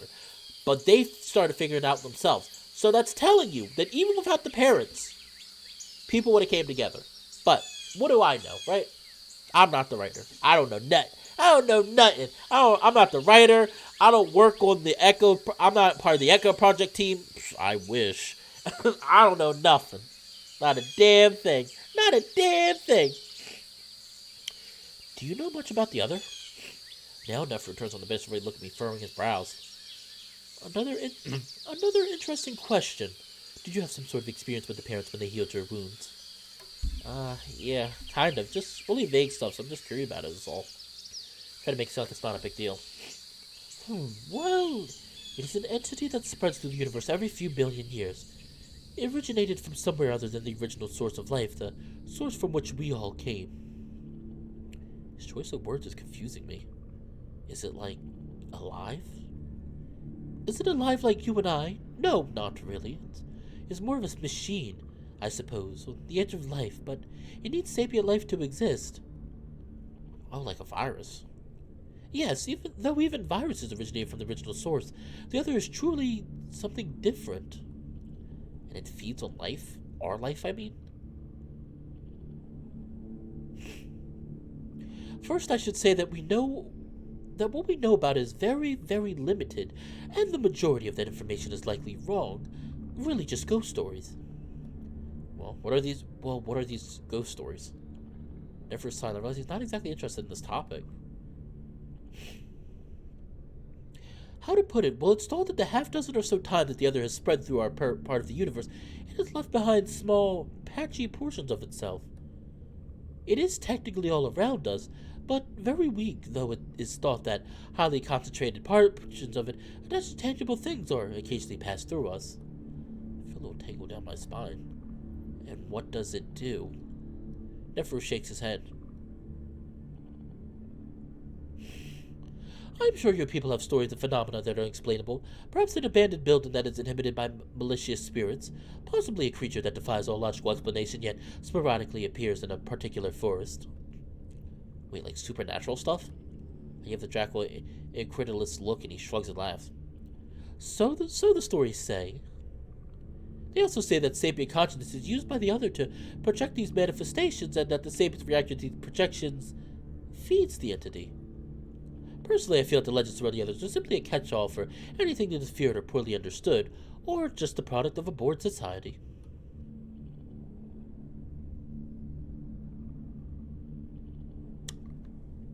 Huh.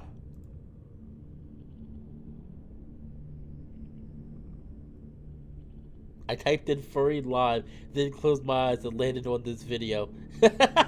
Well, I'm glad that you ended up on this video. Welcome, Kosaki. How you doing? Vietnamese. I cannot speak Vietnamese. I can only speak English. I am sorry. I am an American who can only speak English. I mean, come on.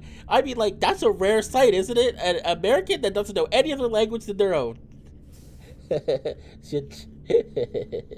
Well, Xin Chao? Is that how you say it? Please, I hope I'm not messed up. Well, Xin Chao to you too. Hopefully, I'm not butchering the language of. Hopefully, I'm not butchering the Vietnamese language. But anyway, hello there, and welcome to the channel. I am glad that you stopped by here. I hope you stay for the remainder. I'm just playing a visual novel. That is my channel stick. I play furry visual novels. I am slowly expanding to playing any games that are furry, and moving on to topic and discussion videos of the furry attire. So, but this is really interesting. I think back to what little I know about ghosts, monsters, even aliens or UFOs, and immediately the idea is too ridiculous for me to accept. Why haven't I heard of this while I've been here? You probably have, but just didn't understand the topic at the time. Either way, it's never a serious worry on anyone's mind, considering how rarely this entity makes contact with the first sight of the universe. I just stare at the ground, not really sure what to say. They took this from Mass Effect. In all seriousness. A giant machine. Mass Effect, well,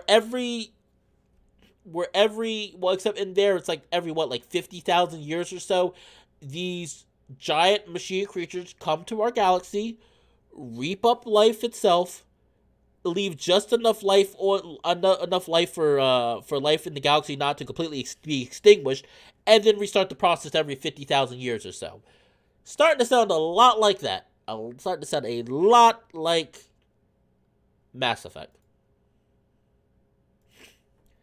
Like Nephro, I find myself not very interested in the topic anymore. Our discussion moves on. We talk on Nephro's plans, when he might return home, and how I might help him secure the alliance. Eventually, he gets up to return to his room for a nap, leaving me to sit on the bench in silence. If I'm being honest, the conversation leaves me feeling even less convinced by this intergalactic war the parents are apparently getting ready for. It sounds more like we're getting ready to fight off an army of space ghosts rather than anything real. I sit there for a long while, opening my mind a bit, kind of hoping that the monitor will swing by and dump a little more information on me that I can work with, even though I know that's not really in his nature. Things stay predictably quiet, and as I'm thinking about heading back to Amicus' room to see if he's returned, Com's voice makes me jump. Amicus... Oh, hold on, I'm trying to remember the Com's voice. Amicus would like to let you know that he is currently in the bath, and if you would like to, you can join him. However, he wants to make it explicitly clear that it is your choice, and that if you need more time... Thanks, Com. I'll head there now. Yes, Mark. I immediately spot Amicus as the door slides open, and I see the wolf jolt up from leaning back against the edge of the pool before quickly leaning back again, raising a paw casually. I'm going to, just in case, have this ready, just in case they show something. Just in case.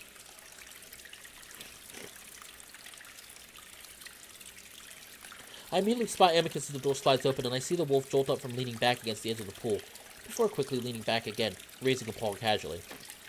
I walk through the steamy air to stand behind Amicus, next to the bench, and he looks back at me with a gentle smile. I knew it. I fucking knew it. I freaking knew it. I knew it! I was like, watch. Watch, you're gonna have something. I knew it. Soak with me? I nod wordlessly and slip out of my robes and underwear before walking to the edge of the pool. With a little hop, I dip in quietly all at once, mostly used to the scalding temperature at this point. As I come up, Amicus reaches out to me and I press up next to him, fitting against the curve of his chest in that familiar, easy way. How was the meeting with the Tremorverts? Good. Lots of seemingly pointless talk and etiquette, but as you and I know, it's necessary. As long as there aren't any riots. Yes, as long as there aren't any of those. We sit in the hot water for a while, and I enjoy the way it makes my worries seem so far away, locked behind the doors to the bath. I should do this more often. But, of course, it's the main thing on Amicus' mind right now. Claire just throw it nervously. I know. That's why I love it. I love using it. This is actually, just to let people know, this is actually from a VN called Familiar Travels, which I'm still currently playing. I am going to record a video. I was going to record a video today, but then I decided I wanted to do another stream. I've been really enjoying doing streams. Like, they really feel good. It's good to get back into doing streams again. So this is a stream today. I'm sorry. I knew it was going to come up. That's why I had the thing ready. And the way YouTube's been lately with a lot of especially the way YouTube's been lately with a lot of they don't play any games with the they're not playing any games with the current nudity, so I have it on standby at all times, so there's no issues. But I wanted to say this fox face is a clipped head from a VN called Familiar Travels, which I'm currently still playing on my channel. I'm going to record. I plan on recording another video tomorrow for Familiar Travels. Actually, let me ask you guys and girls, and people, everyone. Should I record 4-letter word tomorrow, or should I record Familiar Travels? I'm unsure which one I'm going to do, so I will let you choose. 4-letter word or Familiar Travels, and you can just post it in the comments, right? You can just post right now in live chat. How did thinking about did you make your decision? No, sorry. Amicus trails off in the most awkward way possible, and I laugh a little bit. No, it's more of a sad laugh. A little, but I really don't know, Amicus. I just do what you feel is right. The whole reason we met is because of this purpose they've given me, and I really don't want to cause delays or drag some other human into this, but something feels really off about this.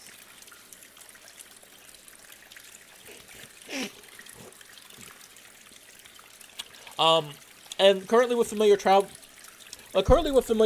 I'm still doing Mocha's route, like I said. I think we're getting pretty close to finishing up Mocha's route, though. I would say another 2-3 videos max, and then Mocha will be wrapped up.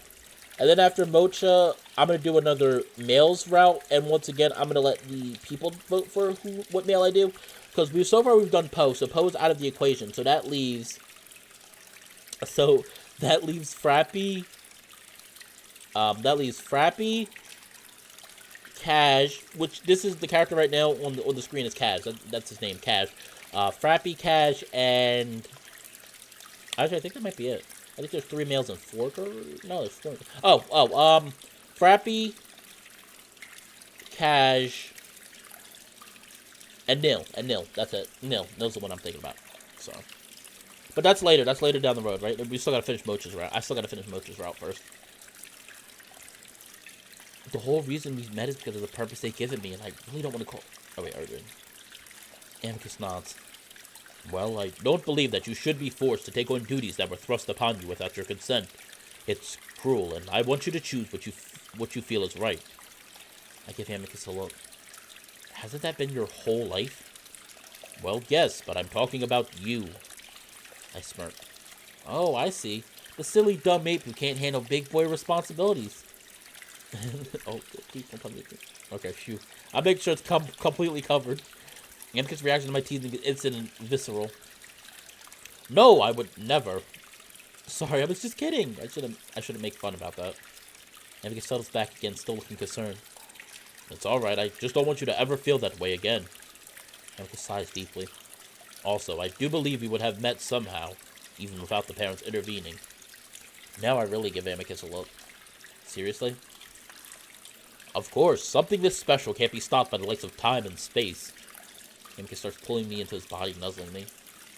Anyway, I'm not completely sure yet. I need time to think about it, and we do have 9 months. Take your time, but on the off chance that you do choose to go, you must promise me one thing. I feel a little apprehension at that. Yes? Well, 8 years is quite a while for a human lifespan, so I know you rejected them initially, but please start taking the life extension medication. There is a formula, especially for primates. I need you around for as long as I am, Mark. I realize then how well Amicus is taking this whole 8 years thing, and I have to wonder if he's just trying to make it sound less bad than it actually is. 8 years is a long time, whether you're a human or a wolf. I actually forgot about the life span extending medication after Amicus told me about it. For whatever reason, extending my life by decades, even hundreds of years, didn't really appeal to me. Oh, I said I'm the holy cow. You are the holy cow. Even now, it doesn't really special after what I experienced in the greater intelligence, but if it makes Amicus happy, of course. I'll keep going. She makes such a good point to stop. No, we gotta keep going. How much time do I have? I'm gonna go for a little bit longer. I don't think we're gonna finish this today. Part of it's probably me going on and talking about everything, speculating, but part of it's just it's a little bit longer than I thought it would be. And yet time seems to move faster than ever. Just on top of the fact that 9 months is quite a few more days here on Adastra than it would be on Earth. Still, the days fly by, and I think it mostly has to do with my life not being in peril anymore. I'm not dreading a trial or fight that will determine my future. Now it's more of a slow burn that just blends together. Life in the palace becomes routine again. I have my own little schedule that involves gardening and watching certain programs on Adastrian TV that I've actually grown to tolerate.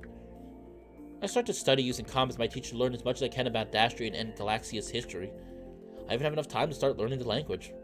Apparently they never bothered to name their own language, which is a very woven thing to do. But as I noticed when I first arrived, it's nearly identical to Latin back on Earth. This makes it fairly easy to pick up considering I studied some Latin back in school, and I learned a good deal of Italian before my trip. Amicus thinks it's a bit odd I want to learn, considering I have the lingo. And while I've become used to life in what's basically a dubbed film, I can't help but feel like it's a filter of some kind. I'd like to get past that, hear Amicus and the others as they are. And if I'm going to spend most of my life here, I've already started taking the supplements to extend my lifespan, which means I could be alive for a lot longer than I'd ever imagined. Though, Felix says that at most I might get about 100 extra years out of the treatment rather than the 200 years or so that the wolves get because I started taking them when I was already an adult. Still, it's a lot, and while I'm sure most people on Earth would be desperate for the supplement, I strangely feel a bit exhausted by the idea. Living 150 to 200 years really changes one's perspective on time. Maybe that's one of the factors that makes it seem as if the days are going by so fast. The worst part about it is that I don't get to spend very much of it with Amicus. It's something I had expected, anticipated even. But I can't help but feel a little depressed that I only see him for a second in the morning when he kisses me goodbye. Then late at night to have dinner with me, exhausted by his imperial duties. While Cassius mainly lounged around during his short rule, I also know now that Cato was doing nearly all the work behind the scenes. And while Virginia would be more than happy to do the same, Amicus isn't the type to be lazy like that. Speaking of which, it's not just Amicus. While his absence would be bearable if I had at least someone to talk to that isn't calm, everyone else seems to have become just as busy. Nephro, my only real friend on this moon aside from Amicus, is usually off doing diplomatic stuff in the city, his mission to secure an alliance now fully in motion.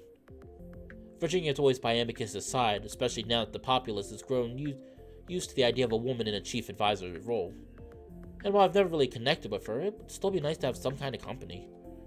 I mean, even Cassius would be a welcome distraction, but the White Wolf led it a few months back to tour the more impoverished regions of Adastra so that resources might be better allocated. And it also turns out that he left my former best Adastrian friend, Alexios. They're a couple. Cassius and Alexios are a couple. Alex are a couple. Hello there, J Wolf. How are you doing today? Okay, so I have 4 votes for familiar travel and 1 vote for 4-letter word. Come on, people, make this a competition. I want to see violence. I want to see fighting. I want to see the rage and bloodshed on my channel. I want to see the rage and the bloodshed on my channel.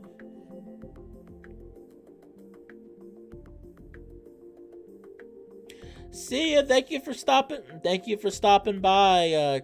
I can't say your name. I don't want to butcher it, so I'm sorry. But thank you for stopping by all the same. Hopefully you enjoyed the channel. And, if you would like to subscribe or like the video, sure. If not, that's fine too. Just appreciate you even stopping by to say hello. See ya. See you later. Bye. Well, no, I'm not leaving. I'm not leaving. The person's leaving. Familiar travels. Jeez, there's freaking 5 for familiar travels. All right, everyone, settle down. I will do familiar travels video. I'll record my familiar travels video tomorrow. Today's Monday, so I'm thinking hopefully Wednesday night I'm hoping by probably like Wednesday night I can probably put it up.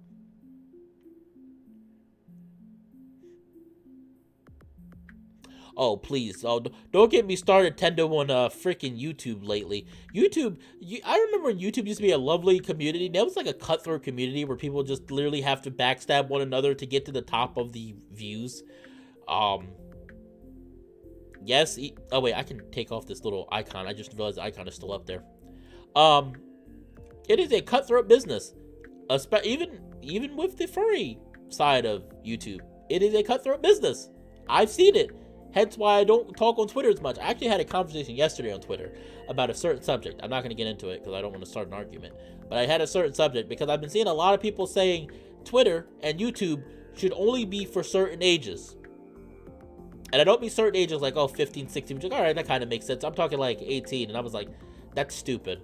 Making YouTube and Twitter 18 plus only is, in fact, sort of discriminatory idea in of itself. But I'm not gonna get into that. If you're interested, you can look at my Twitter and see what I said. My views on that were very plain. Making those kind of sites 18 plus is just stupid. So it actually came up though because somebody had said the furry fandom should only be for 18 or plus people, and I just was like, are you an idiot? Are you stupid? Like what are you thinking? Are you an idiot? Like almost every adult that's in a furry fandom now started off before they were 18, so that's just completely stupid and hypocritical, and I hate hypocrites. I really do. So anyway, and it also turns out that he left with my former Cassius left us all somewhat stunned when he did this, doing important social work while a known spy and saboteur, one that could be blamed for a lot of damage to Adastra and society, is by his side. Amicus was adamant on deporting Alexios on the first ship back to Omorpha, but Cassius talked with him, and I guess he'd been convincing. Amicus simply sent a few extra cars to keep a close eye on Alex. When I'd asked about this, Amicus only told me that the cat is powerless now, unable to connect with its homeworld due to all communication with Omorpha having been blocked after the scandal. One that involved many more actors than just Alex. It doesn't sit right with me, though. The idea that Alex caused him his pain for so many people, yet he's facing no consequences. Sure, I made that deal with him to free Amicus, but he really shouldn't still be here. I already know, though, that it's more to do with Cassius' relationship with the cat, and I don't doubt that the White Wolf had compared the situation to ours so that he could better convince Amicus, even if it was incomparable. So now, even Alex has something to do, a role to fill, and I'm the one that's left feeling useless and alone in the palace. But I know I'll have a special position when I start my own mission. I'm supposed to keep a low profile until then. The only job I have right now over the course of the entire 9 months is to decide whether or not I'm going to play the role the parents want me to. And while that's well and good, and as it's a decision that will affect the rest of my life, I also sort of expect to be given more information over the course of my waiting period. But no, infinite space remains quiet, and the monitor isn't breaking in through my consciousness to give me tips on what to expect. So I'm left pulling the endless weeds in the gardens, waiting, wondering, as unsure of my future as I've ever been.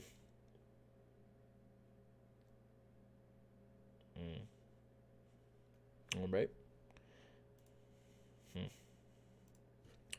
Mark? I crack open my eyes, seeing the large silhouette of Amicus in the dimmed lighting of the bedroom. Good morning. I smile and reach out my hands, expecting the usual hug and kiss before he's off for the day.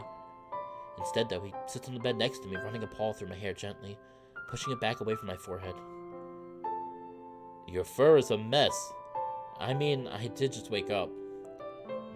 It's cute. Amicus continues to brush his fingers and claws through my hair. I watch it for a moment, a bit confused. You alright? Very much so.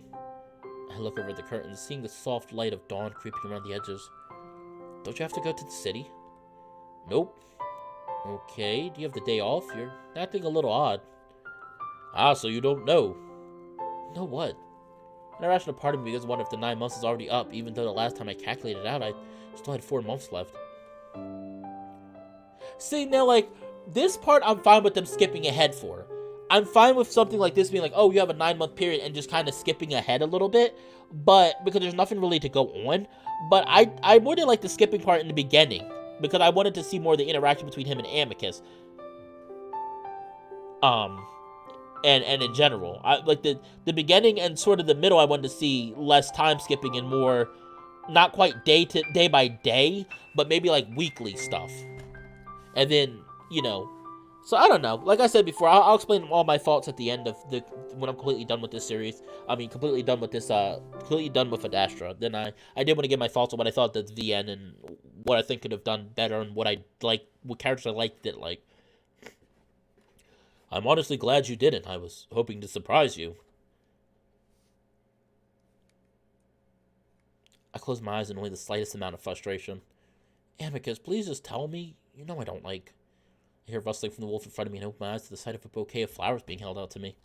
Oh my gosh, he's so sweet. I love Amicus. He's so sweet. Oh, Amicus is so nice. Oh, he's so sweet. Like last time, it's dominated by lavender, and its smell surrounds me. A smell that my brain has exclusively tied to my wolf. Meanwhile, white and pink flowers along the edges complement the purple. I stare at it in surprise, unsure what to think or say. Amicus fills the silence. Happy Lover's Day, Mark. Is this like Valentine's Day? Wolf continues to hold up the bouquet insistently, so I finally reach up and take it, noticing that it looks much nicer this time versus Amicus' first bouquet. Oh, thank you. You're welcome. I love that dopey smile sprite. I love this. I love the sideways one where he looked at the dopey smile. He's so precious. I sit there holding the bouquet awkwardly for a few seconds, noticing the stems dripping slightly on the blanket, so I hold them out over the edge. So is this, some kind of Adastrian holiday? Indeed, to celebrate those who you love and cherish, and for me, that is you, Mark. I love you. Although I'm still feeling a bit dazed at the unexpectedness of it all, I managed to smile. You too, Amicus. I kind of wish I had known. I didn't get you anything. Amicus waves his paw dismissively in the air. Pfft, the flowers are simply a human touch that I knew you'd appreciate. Besides, this isn't a gift-giving occasion, it's a go-out and enjoy yourself occasion. Amicus stands suddenly, reaching out his paw to me. Come, I have the entire day planned out, just you and I. No Tremorvers, diplomats, or advisors to bother us. I take his paw, smiling as I realize how this has seemingly come just in time for me. I've been feeling so lonely and bored in the palace, and this is exactly what I need. I hold the flowers to my chest, smelling them, not caring anymore that they're all wet. What do you have planned? Ah, that's also a surprise. I'd like to leave in the next few minutes, though, so get dressed and don't worry about showering. All right. I move toward the dresser to grab my rose, but I'm doing so. There's a loud knock at the door. Amicus' cheery mood drops for a moment as he lets out a frustrated sigh. Come, who's at my door? Nephro is at your bedroom door, Amicus. Amicus closes his eyes for a second, then opens them again, smiling at me. One moment. Probably just wants to wish us a good Lover's Day. Or something. Nephro is like, hey, Amicus, you want a threesome? I don't want to think about that scene in the past. That scene made me so pissed off. Nephro, did you need something? Hello, Amicus, and Idiotope be with you, Mark. Nephro pokes his head around Amicus's bulk, which the wolf is clearly trying to use to shield me from view, even though I'm already in the process of tying my robe on. Idiotope be with you. I mumble back, nodding in the jackal's direction. What was it you needed? Well, you are needed by the council. The Chemian ambassador and vizier arrived an hour ago, and they requested we begin our meeting at once. What? No! Amicus lets out a groan of frustration, leaning his head back and tilting his muzzle toward the ceiling. Didn't Calm notify you? I've been waiting in the carriage for 15 minutes. Virginia's already there. Nephro leans sideways slightly to look at me again. Am I interrupting something? It's Lover's Day. I cleared my schedule weeks in advance for this. Oh, is it? Well, I suppose I would have no reason to know. Nephro winks. Anyway, you know how poorly schedules match up when the stretch drive is used. Simply bad luck. Bad luck indeed. All the while I feel a slight sinking sensation of disappointment. I can't really say I've been looking forward to this, considering I didn't even know it was a thing, but in the couple of minutes I knew about it, I was really looking forward to it. Amicus turns and gaze softening as he spots me standing in my disabled half-tied-on robe. I shrug in what I hope looks like a nonchalant manner.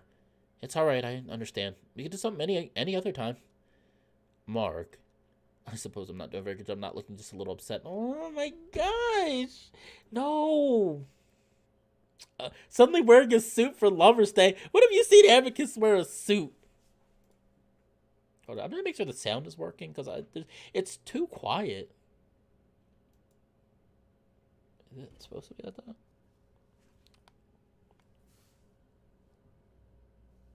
Maybe it's just supposed to be. Maybe that's just normal. I should probably save too, just be safe. Oh man, it's like I understand Amicus is ruling a kingdom, and it's like I understand that you're ruling a kingdom, yeah, but I was like I can understand it. I guess this is what a lot of people go through, like especially when you're like you're like the wife or lover of like royalty, like it's probably a lot like this, but it's still depressing. It's like oh, I mean I'm happy with just this. Pick up the bouquet of flowers I set on the dresser, inhaling the scent again. The fact that you did all this in the first place means a lot to me. Amicus goes on frowning at me, clearly not buying it. Then he snarls. Fuck! Never raises a brow. Poor language for an emperor, Amicus. Amicus ignores the jackal, keeping his eyes on me. This is the only meeting I'll have all day. It shouldn't last too long, and then we'll still be able to do most of what I planned. I wouldn't plan on that. This is a very important... I know, Nephro, but it won't last all day. Anyway, Mark, come with me. That way, as soon as the meeting is finished, we can immediately go to our private dinner. You're breaking Mark? Didn't you say we should be keeping his profile low? It's Lover's Day. No one will be at the university. I raise my hands. I don't want to cause any problems. I can just wait for you here. You are causing no problems. You will be accompanying me to the city. As my lover, you should be at my side during Lover's Day. If you so choose. At this point, anything sounds better than staying in the palace, so the decision is pretty easy. Alright, yeah, let's go. Amicus looks somewhat relieved, letting out a breath before reaching out to take my hand, walking us out to the hallway while Nephro follows behind. I promise it will be quick, and I'm sorry. Sometimes it's just hard to. Amicus seems to struggle to find his words. I understand. You're the Emperor. Besides, it's not fair for me to be upset because my boyfriend is spending more time on his Emperor duties than me. I would understand if you were. I just hope it won't be like this forever. It won't be. We're simply at a turning point in Adastrian history. When you return and when everything settles, we will have much more time to ourselves. My stomach lurches slightly at being reminded that I have my own job to do, one that I'm not looking forward to. I glance back at Nephro, wondering if he should be hearing any of this, but the jackal seems not to be paying attention to anything, his expression distant as his lips move silently. It looks like he's reciting something. I look forward again, leaning against Amicus as we head outside towards the carriage. I already start feeling a lot better as our mechanical carriage creaks through the forest, the peaceful, eerie green calming my irritation I might have felt with the whole situation. Amicus has me pulled against his right side, fitting me in that familiar way as I rest my head against his shoulder. To Amicus' left, Nephro sits with his legs crossed, an elbow on his knee and his chin in his paw. I notice Nephro and Amicus not attempting to make conversation with each other, not even glancing at one another.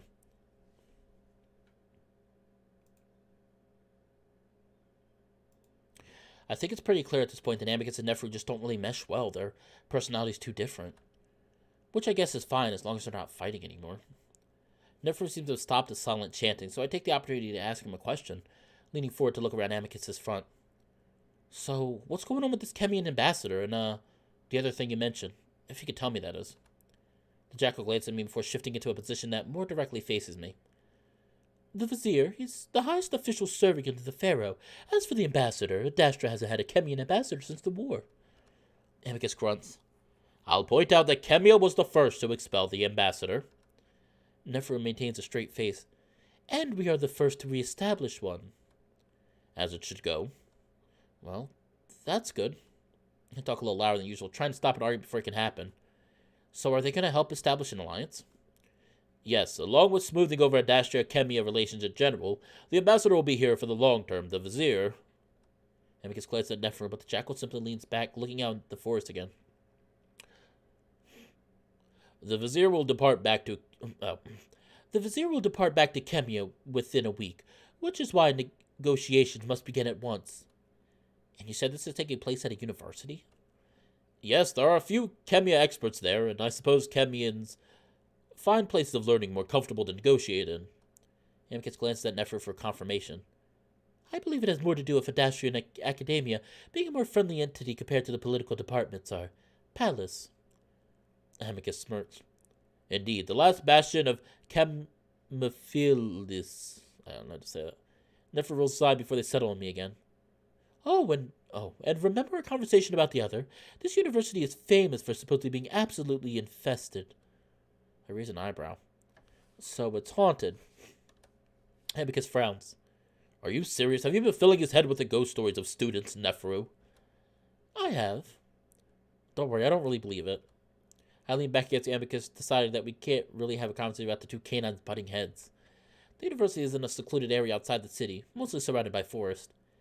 The gardens and paths are well taken care of, and it reminds me of a more classical-looking version of the palace. Amicus was right. I don't see a single person on the campus. Our carriage rides up the main path to the largest-looking building that's front and center. We park in front of the building next to a few small aircraft before getting out and heading inside. Ooh, I don't remember this. It looks different. For a moment, I'm in awe at the size and architecture surrounding me, especially the amount of sculptures spread throughout the halls. Amicus immediately begins talking to me, though. Go ahead and make yourself comfortable. There should be screens in most of the rooms, and down those stairs you can find games of amusement. Amicus! Amicus! Amicus jerks his head away from me, looking up as Virginia's familiar voice in a very familiar tone echoes around the marble hallways. Gods. Amicus mumbles under his breath as Virginia, her face a mask of fury, approaches. She spares me a glance for a single second before focusing back on Amicus. You are an hour late. Am I? Yes, I've tolerated your tardiness since you were a child, but you've kept the vizier waiting. How could you? The wolf whispers, screams through her teeth, eyes practically bulging from her head. I've never seen Virginia so angry before. Amicus shifts uncomfortably. Well, it's a holiday, so I disabled notifications. Are you joking? Emperors do not get holidays. Ever. Well, consider it strategic. What? I am simply letting him know who holds the power here. It will be an advantageous start to our negotiations. Virginia looks at her brother with borderline disgust. Well, at least you can even make the most extreme stupidity sound. Not quite so stupid.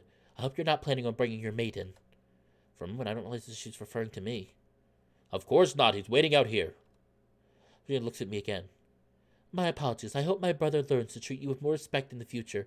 If not, then I'm sure you'll have no trouble finding someone better. Well, if you're so worried about wasting time, why are you doing just that?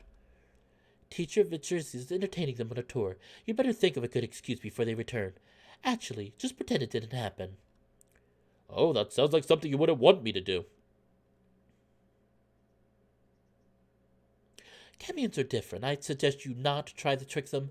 Let's go in for now. I think I hear them. Sure enough, I hear echoing voices up the hallway.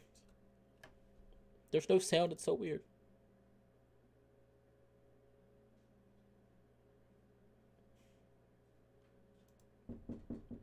Hold on, everyone. Give me 1 second.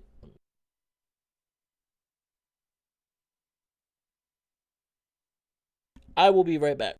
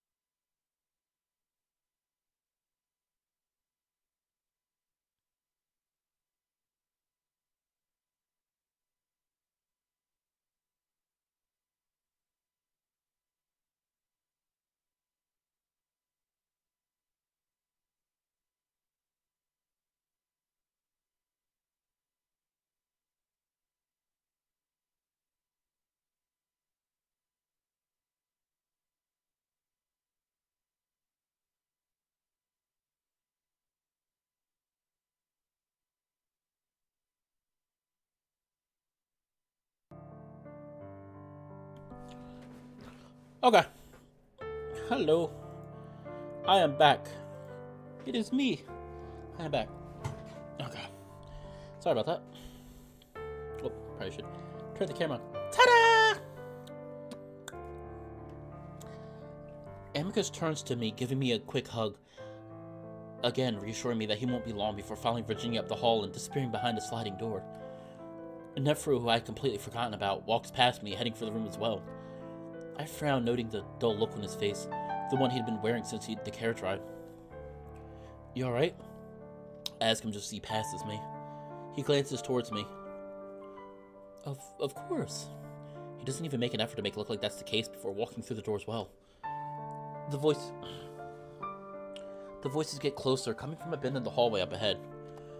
Not really wanting to be seen, I move back toward the sculptures, hiding myself amongst them. Technically, all of Adastra City knows who I am, my face having been shown on the giant screens in the city on loop for months. Still, I'm odd enough that I feel like it would just cause more trouble than it would be worth if I had seen. So I peer around the statue wolf's waist, feeling like a stalker as I watch the small crowd approaching the door that Amicus, Virginia, and Nephro walk through. A very short old wolf leads the way, followed by only the second jackal I've ever seen in person. He's taller and thinner than Nephro, and there's an icy cold expression on his face. I imagine him to be the vizier, and next to him walks a rather broad-shouldered creature that vaguely looks like a wolverine. His clothing and the paint on his fur is definitely Chemian, so I assume him to be the ambassador. Finally, a younger wolf brings up the rear, one that has longer fur on his neck, which she's styled into a braid. I heard about wolves with manes at some point in my studies, a trait that had been cultivated amongst Adastra's more influential families, a status symbol of the elite. The braided wolf starts to look in my direction, and that's when I pull back quickly, hiding myself behind the marble and waiting until I hear the door slide shut again. I'm left alone, standing amongst the quiet, spotless marble of the expanse of university. At first I sit on a bench, quietly taking in the architecture, thinking about how cool it would be if I could come here to study instead. Though, now that I know this is the most prestigious university in Adastra, having seen the giant name carved into the face of the building on the way in. Vero's University. Or just Vero. Only the smartest young wolves study here, along with wolves from the richest families in Adastra. However, from the handful of times that it came up in Com's ramblings, it sounded like it was one of the most progressive places on the moon. It was one of the first elite universities to allow women to study inside the school, rather than having to sit in a separate, cheaper building on the outskirts of campus. Wow, so women in this world are really treated not so well. That was just 50 years ago, finally allowed under the rule of Amicus' father. Eventually, I grew bored with just sitting there and started to walk around looking at the sculpture and plaques. They give short descriptions of the various wolves the sculptures depict, and I try to piece together what I can with my limited written language knowledge. Notable is the one in the middle, Vero, the university's namesake. He apparently studied the education system on Almofor before implementing that system on Adastra. This alone shows how different this university is from the rest of Adastra. The wolves, especially the politicians, would never admit to borrowing anything from the cats, even though they borrowed plenty. But even here, they're only sculptures of wolves. No siblings, no children, nothing. It reminds me of one of the biggest things I've been wrestling with the past few months, how separate I feel from this society. It's to be expected. I'm on an alien world after all, but it's a world of many different cultures and creatures and cultures, yet the wolves seem to be doing their best to ignore that. I realized that I would never be part of this society, even if humans are successfully integrated into the Galaxias. In fact, I already know what the wolven reaction to human society will be. Suspicion, condescension, and overall jealousy at the idea of a race that seemingly uplifted itself. A species assigned to a role that's different than all the rest. It doesn't matter that I'm liked by them now. It's only because I'm a seemingly dumb, parentless ape. They will come to despise me just as they despise the Chemians. Is it worth to deal with all that, only to be with Amicus? I know the answer, but I still contemplate. As my thought process spirals, I even think for a moment that maybe Alex had the right idea, but no. Thoughts like that always bring me back down. It reminds me that humans, wolves, and all the rest of the Galaxias aren't so different in the end. Which means I have to hope that the parents are different, because I don't think I can trust gods that act like I do. I try to distract myself walking around the big marble halls, looking into different rooms and reading any inscriptions I could find. See, now this is stuff I like seeing. We should have seen more of this in the beginning of Adastra instead of later? Why are we seeing this now? I mean, we saw glimpses of this kind of thought process with the MC in the beginning, but we should have seen a lot more of this now. This portion of the story, he should have come to accept that, hey, they might not fully accept me, but I have to try. This feels weird to read this now. It doesn't feel... This feels weird to read this now than to have seen these kind of thoughts plague the MC earlier. It doesn't feel right in the end. At the end, while I'm not expecting a happy-go-lucky perfect ending, at the end, it should have had the realization that he loves Amicus, and Amicus loves him. And while it might not be perfect, you know, maybe their love will cause something to change between the wolf and society. Reading this now just doesn't seem to make much sense to me. That's me, though. That's how I feel, at least. I try to distract myself walking around the big marble halls, looking into different rooms, and reading any inscriptions I can find. It's a game room in the basement. It's just a series of tables with various board games that I've never learned to play. After a while, it becomes clear this isn't going to be a quick meeting. The hours go by slowly, and while I would usually be pretty ticked off at Amicus at this point, I'm mostly just sad. Being alone amongst towering marble pillars isn't so different from the palace, and still, this is actually a nice change of pace. I just wish I could be spending more time with Amicus. Eventually, I found a bunch of folded red cloth piled on a table, looking like banners for what could be the school flag or colors or something. I grabbed a couple of these before scouting out a marble bench hidden in the corner of the main room, behind the statues and out of sight of the door. I lie down on the bench, flat on my back, lying the cloth under my head.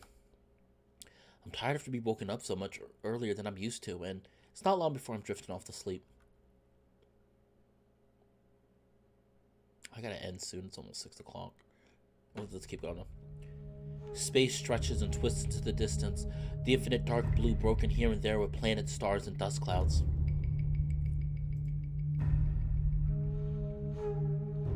Hello, Ghosty. I'm probably gonna be ending soon, though. You came at a bad time. Probably gonna be ending soon. I was really hoping to get this done, but there's a lot more left over than I thought there would be. Definitely, hopefully, next part I'll finish. It's endless, monolithic, passionless. Except there. Its mark is clear on the universe, like a stain, a blemish on the glittering patchwork of stars. The planets die, the stars shrivel, the dust scatters. It's all tainted. The mark is old. It's ancient. It existed before life. Our life. It touches every life form from the youngest child to the oldest sibling. It convulses before your eyes in the dark. It whispers in your ear while you sleep. It brushes your neck when you don't see. We all feel it. We all know it. It transcends all. It touches all. It becomes all. I see you. The black tendrils of its reach already infect everything around you. They're going to kill you. They're going to kill him. Your purpose is doomed. And yet you know that this is only the beginning. That soon it will blanket everything. You will die. He will die. Trapped in the amalgamation forever apart. And that's when I won't hide in the dark anymore. I gasped. Is that the other? I gasped loudly, sitting up on the bench, feeling something had been sitting on my chest. That's the other, wasn't it? Oh, this is interesting. Yeah, I didn't remember it being so long. I thought we would be finishing up this part. I'm hoping soon though. Like I said, I'm gonna be rushing out the streams of Adastra because I want to get the series almost done. I want to finish it up. I feel like I've been holding my breath or something had pushed it out. Die. A faint whisper to my left. When I looked just for the brief moment, it seemed as if the crouched wolf statue was contorted. Its neck is broken, staring straight back at me. I jumped, leaning back as I stared at the grotesquely twisted wolf, but it's not twisted, it's like it always was. And then I'm falling off the bench, landing hard on my ass, sending a jolt of pain through my tailbone. I can't help the involuntary yelp that comes out of my mouth. Mark? Amicus' voice echoes through halls, making me scramble to my feet, something embarrassed about what just happened. I clear my throat in a way that sounds casual. I'm over here. I move out from behind the statues, glancing one last time at the crouched wolf, neck in its proper position. It whispers in your ear while you sleep. When my back is to it, Then my neck prickles and I hurry out from my hiding spot. As I move out into the brightly lit main room, I realize it's already dark. I've been here all day. Where? Amicus' voice seems to come from further away up the hall. Here! I just wanted to come get me. I had a nightmare or something, but it had felt so cold, dark, and real. I hear some footsteps padding up the hall, and I turn to see Amicus come around the corner, his paws clasped together. Mark, I am so sorry. They wouldn't agree on anything, and I couldn't excuse myself to come see you because that would make it look as if I can't even get off by hugging him, just wanting to feel his presence for now. The depressing thoughts I had all day on top of that awful nightmare, at least what I hope was a nightmare, had left me feeling like complete shit. Are you alright? I'm quiet for a moment, wondering if I should tell Amicus anything about what I was thinking, what I saw. Didn't decide against it, at least for now. I'm just happy to see you. Really? Even after suffering through my complete incompetence all day long? I'm about to scold Amicus for saying that about himself, but then I just end up nodding. Yeah, we all have days like that. Did everyone leave? Yes, the meeting concluded about 10 minutes ago. I'd worried you'd left the university for whatever reason. Sorry. Don't be. Were you sleeping? Yeah. Well, that's good, because I'm hoping, even after how poorly the day went, that you might join me for a late-night Lover's Day celebration. He never gives up, and I do love that about him. I smile. That sounds great, Amicus. I'm gonna stop here. I think it's a perfect time to stop. Next part will be our little Lover's Day celebration between Amicus and Mark, or the MC, aka Mark. I'm gonna stop here. I think it's perfect point to stop. I really wanted to get this done. I'm sorry, everyone, but it's a lot longer, a lot more. The final third is a lot longer than I thought it would be. So I'm gonna try to get it done tomorrow. Not tomorrow. Later this week, I will try, but I do still have to stream. Tendo is writing a lovely VN called Eternal Eclipse. Please don't hate me, Tendo, if I got it wrong. Eternal Eclipse, it's called, I think. I'm gonna stream his VN this week, along with recording a video of, you guys voted for Familiar Travels. I'm gonna be recording Familiar Travels, along with recording Familiar Travels. And I want to do some more writing. I did some writing yesterday. I'm working on a short story. I do want to try to get a little writing done today and tomorrow, along with the recording. But anyway, man, things are getting really interesting now. Why couldn't this be in the earlier? This stuff feel like it should have belonged in the middle, maybe. But anyway, I really love all of you. Thank you so much for stopping by the video, per the usual. Like I love to say, if you really like what I... Oh, hold on.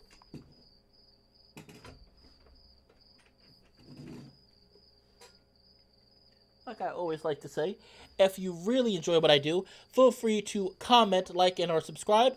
And don't be afraid to give me your monies. I have a coffee. I have a coffee and a PayPal that you are more than welcome to donate.